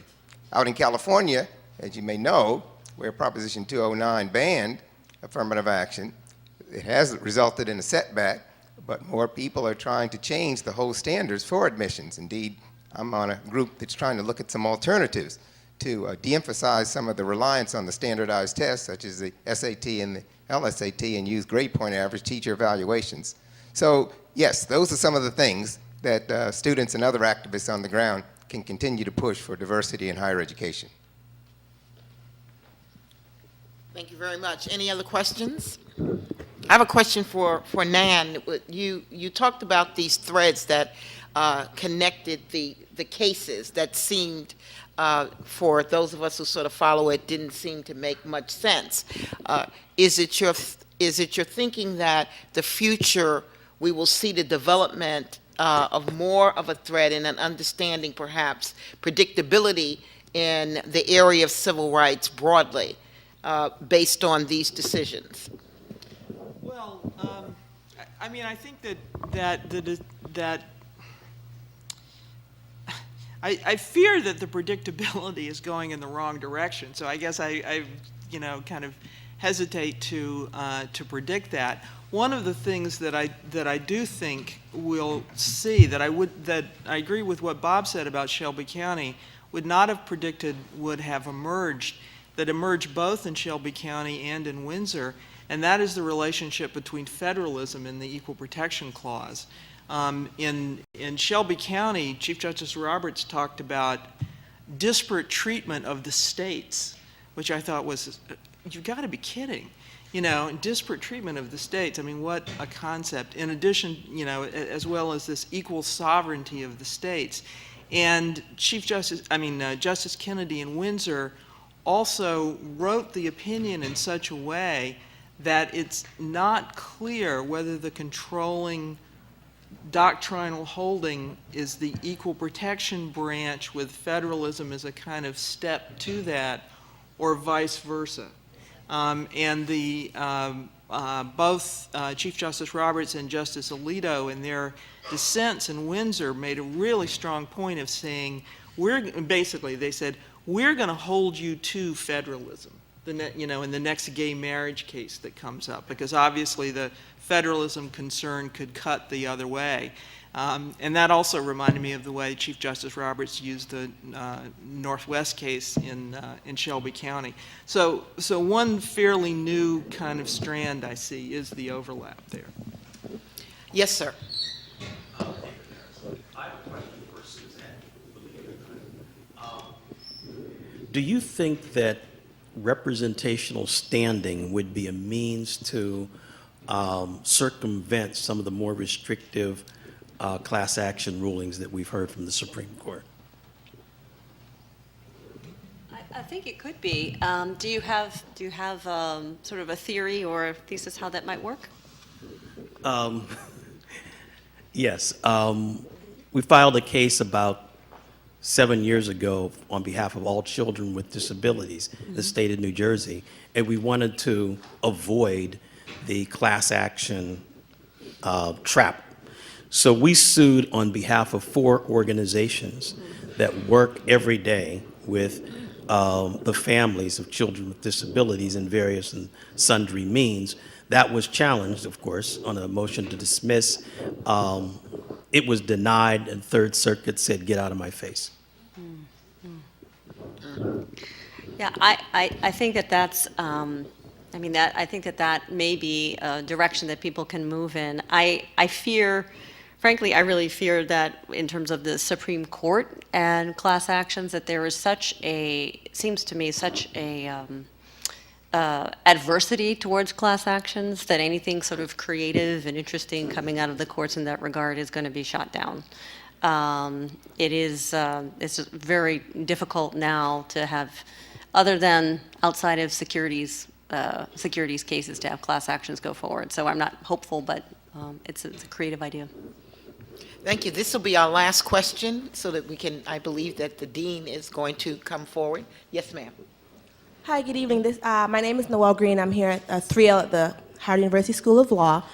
This question is in reference to Professor Malvo's statement about how Iqbal v. Twombly and the well-pleaded complaint rule kind of may have a disparate impact on civil rights cases. And this is for any of the civil pro gurus on the panel. Just wondering if you see any prospects for that case possibly being revisited in light of all of these civil rights decisions, and maybe some kind of a different test or amendment or something going on to address that problem. Yeah, so there's been a number of efforts to try to address the Twombly-Iqbal impact on civil rights cases and other types of cases that seem more vulnerable. The Civil Advisory Committee they are very they're very responsive to quantitative reports, quantitative data, and there's a study that came out of the Federal Judicial Center that didn't come out affirmatively and say that civil rights cases or some of the other cases were taking a hit post-Twombly and Iqbal. They said that they were dismissed at a greater rate, but there's an argument over whether or not that's at a statistically significant rate. And so you have this debate now between empiricists, the FJC on the one side and a number of scholars on the other, arguing over the impact. And so until you get some really clear picture, it's unlikely that there's going to be a rule change. The rule change process takes for years and so forth, and so that's going to be somewhat difficult. I think one promising thing that's going on, and I've been pushing this, is this notion of letting judges know that they can ask for targeted discovery whenever there's a motion to dismiss, a 12b6 motion to dismiss, that instead of just throwing the case out, that they give the plaintiffs an opportunity to have limited targeted discovery to see if they have a plausible claim. And some of the courts, in fact, are adopting that approach, and that might be one way of sort of, I don't want to say circumventing, but kind of getting around the higher pleading standard. Thank you. I want to thank all of you for being here. Thank you again, Law Review. Thank you for our liaison. Let's thank our panelists.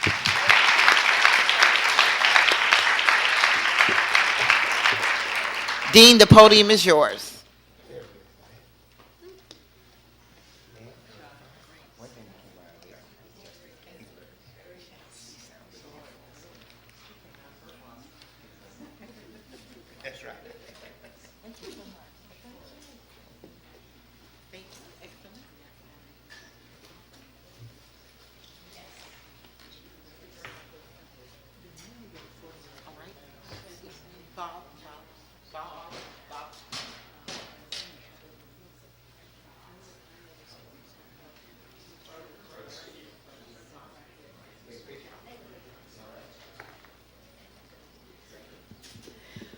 Wow, huh?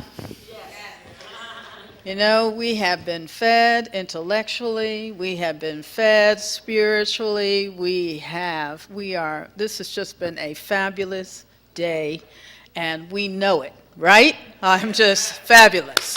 Excellent.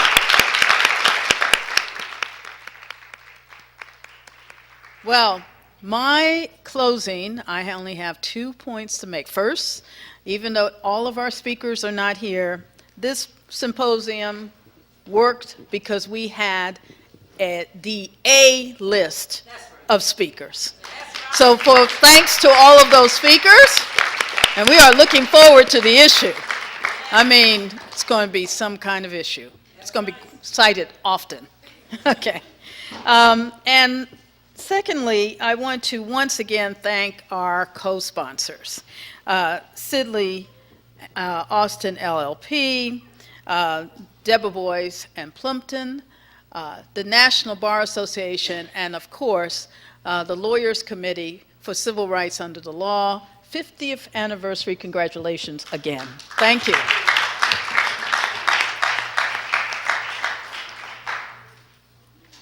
Thank you, Dean Dark. I'm going to keep this fairly quick since I know we all want to go. My name is Richard Carlton. I'm the Executive Solicitations and Submissions Editor of the Howard Law Journal. I'm also the co-chair of the Branton Planning Committee.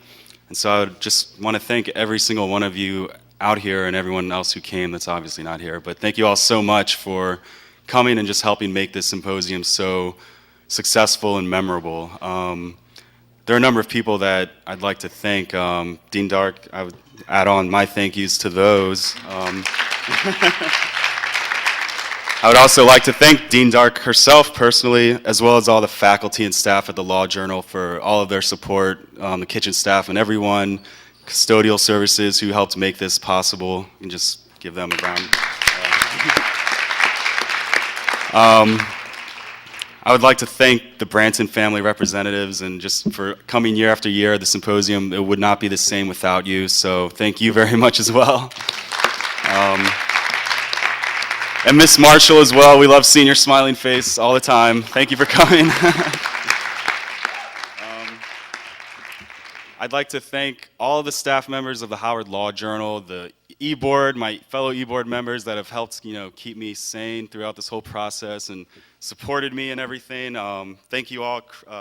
If you can just stand up, just stand up.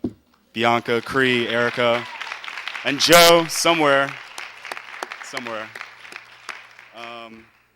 The entire Branton Symposium Planning Committee in general, composed of students, faculty, and staff, thank you.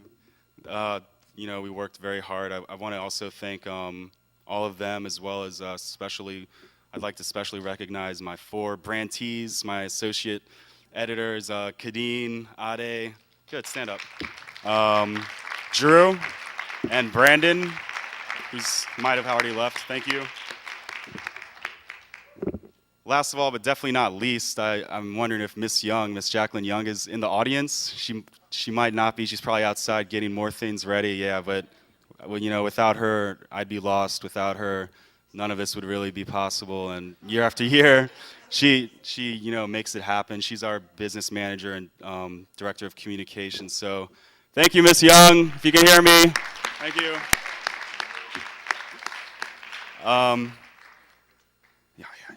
I'd also like to thank, I already said, all the members of the Howard Law Journal, right? My senior solicitations editor, Janelle. Is she in here?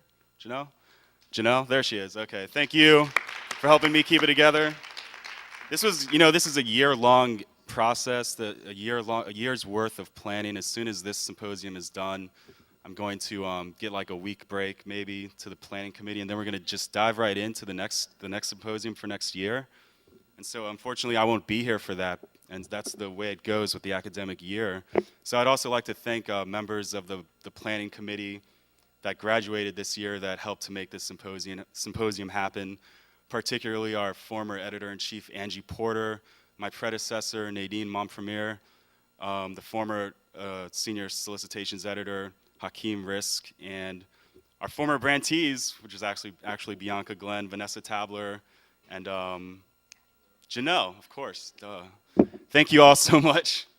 Thank you. I'm hoping Angie and Nadine will watch this on the stream or the replay. I just want to say that we will have the Branton Symposium issue scheduled to be published in the spring, so please keep an eye out for that. We'll have many of the speakers' articles published in that, so we're looking forward to that. And finally, we have a reception sponsored courtesy of the National Bar Association right outside in the foyer if you would like to grab a quick bite and converse some more. Thank you all so much and good evening.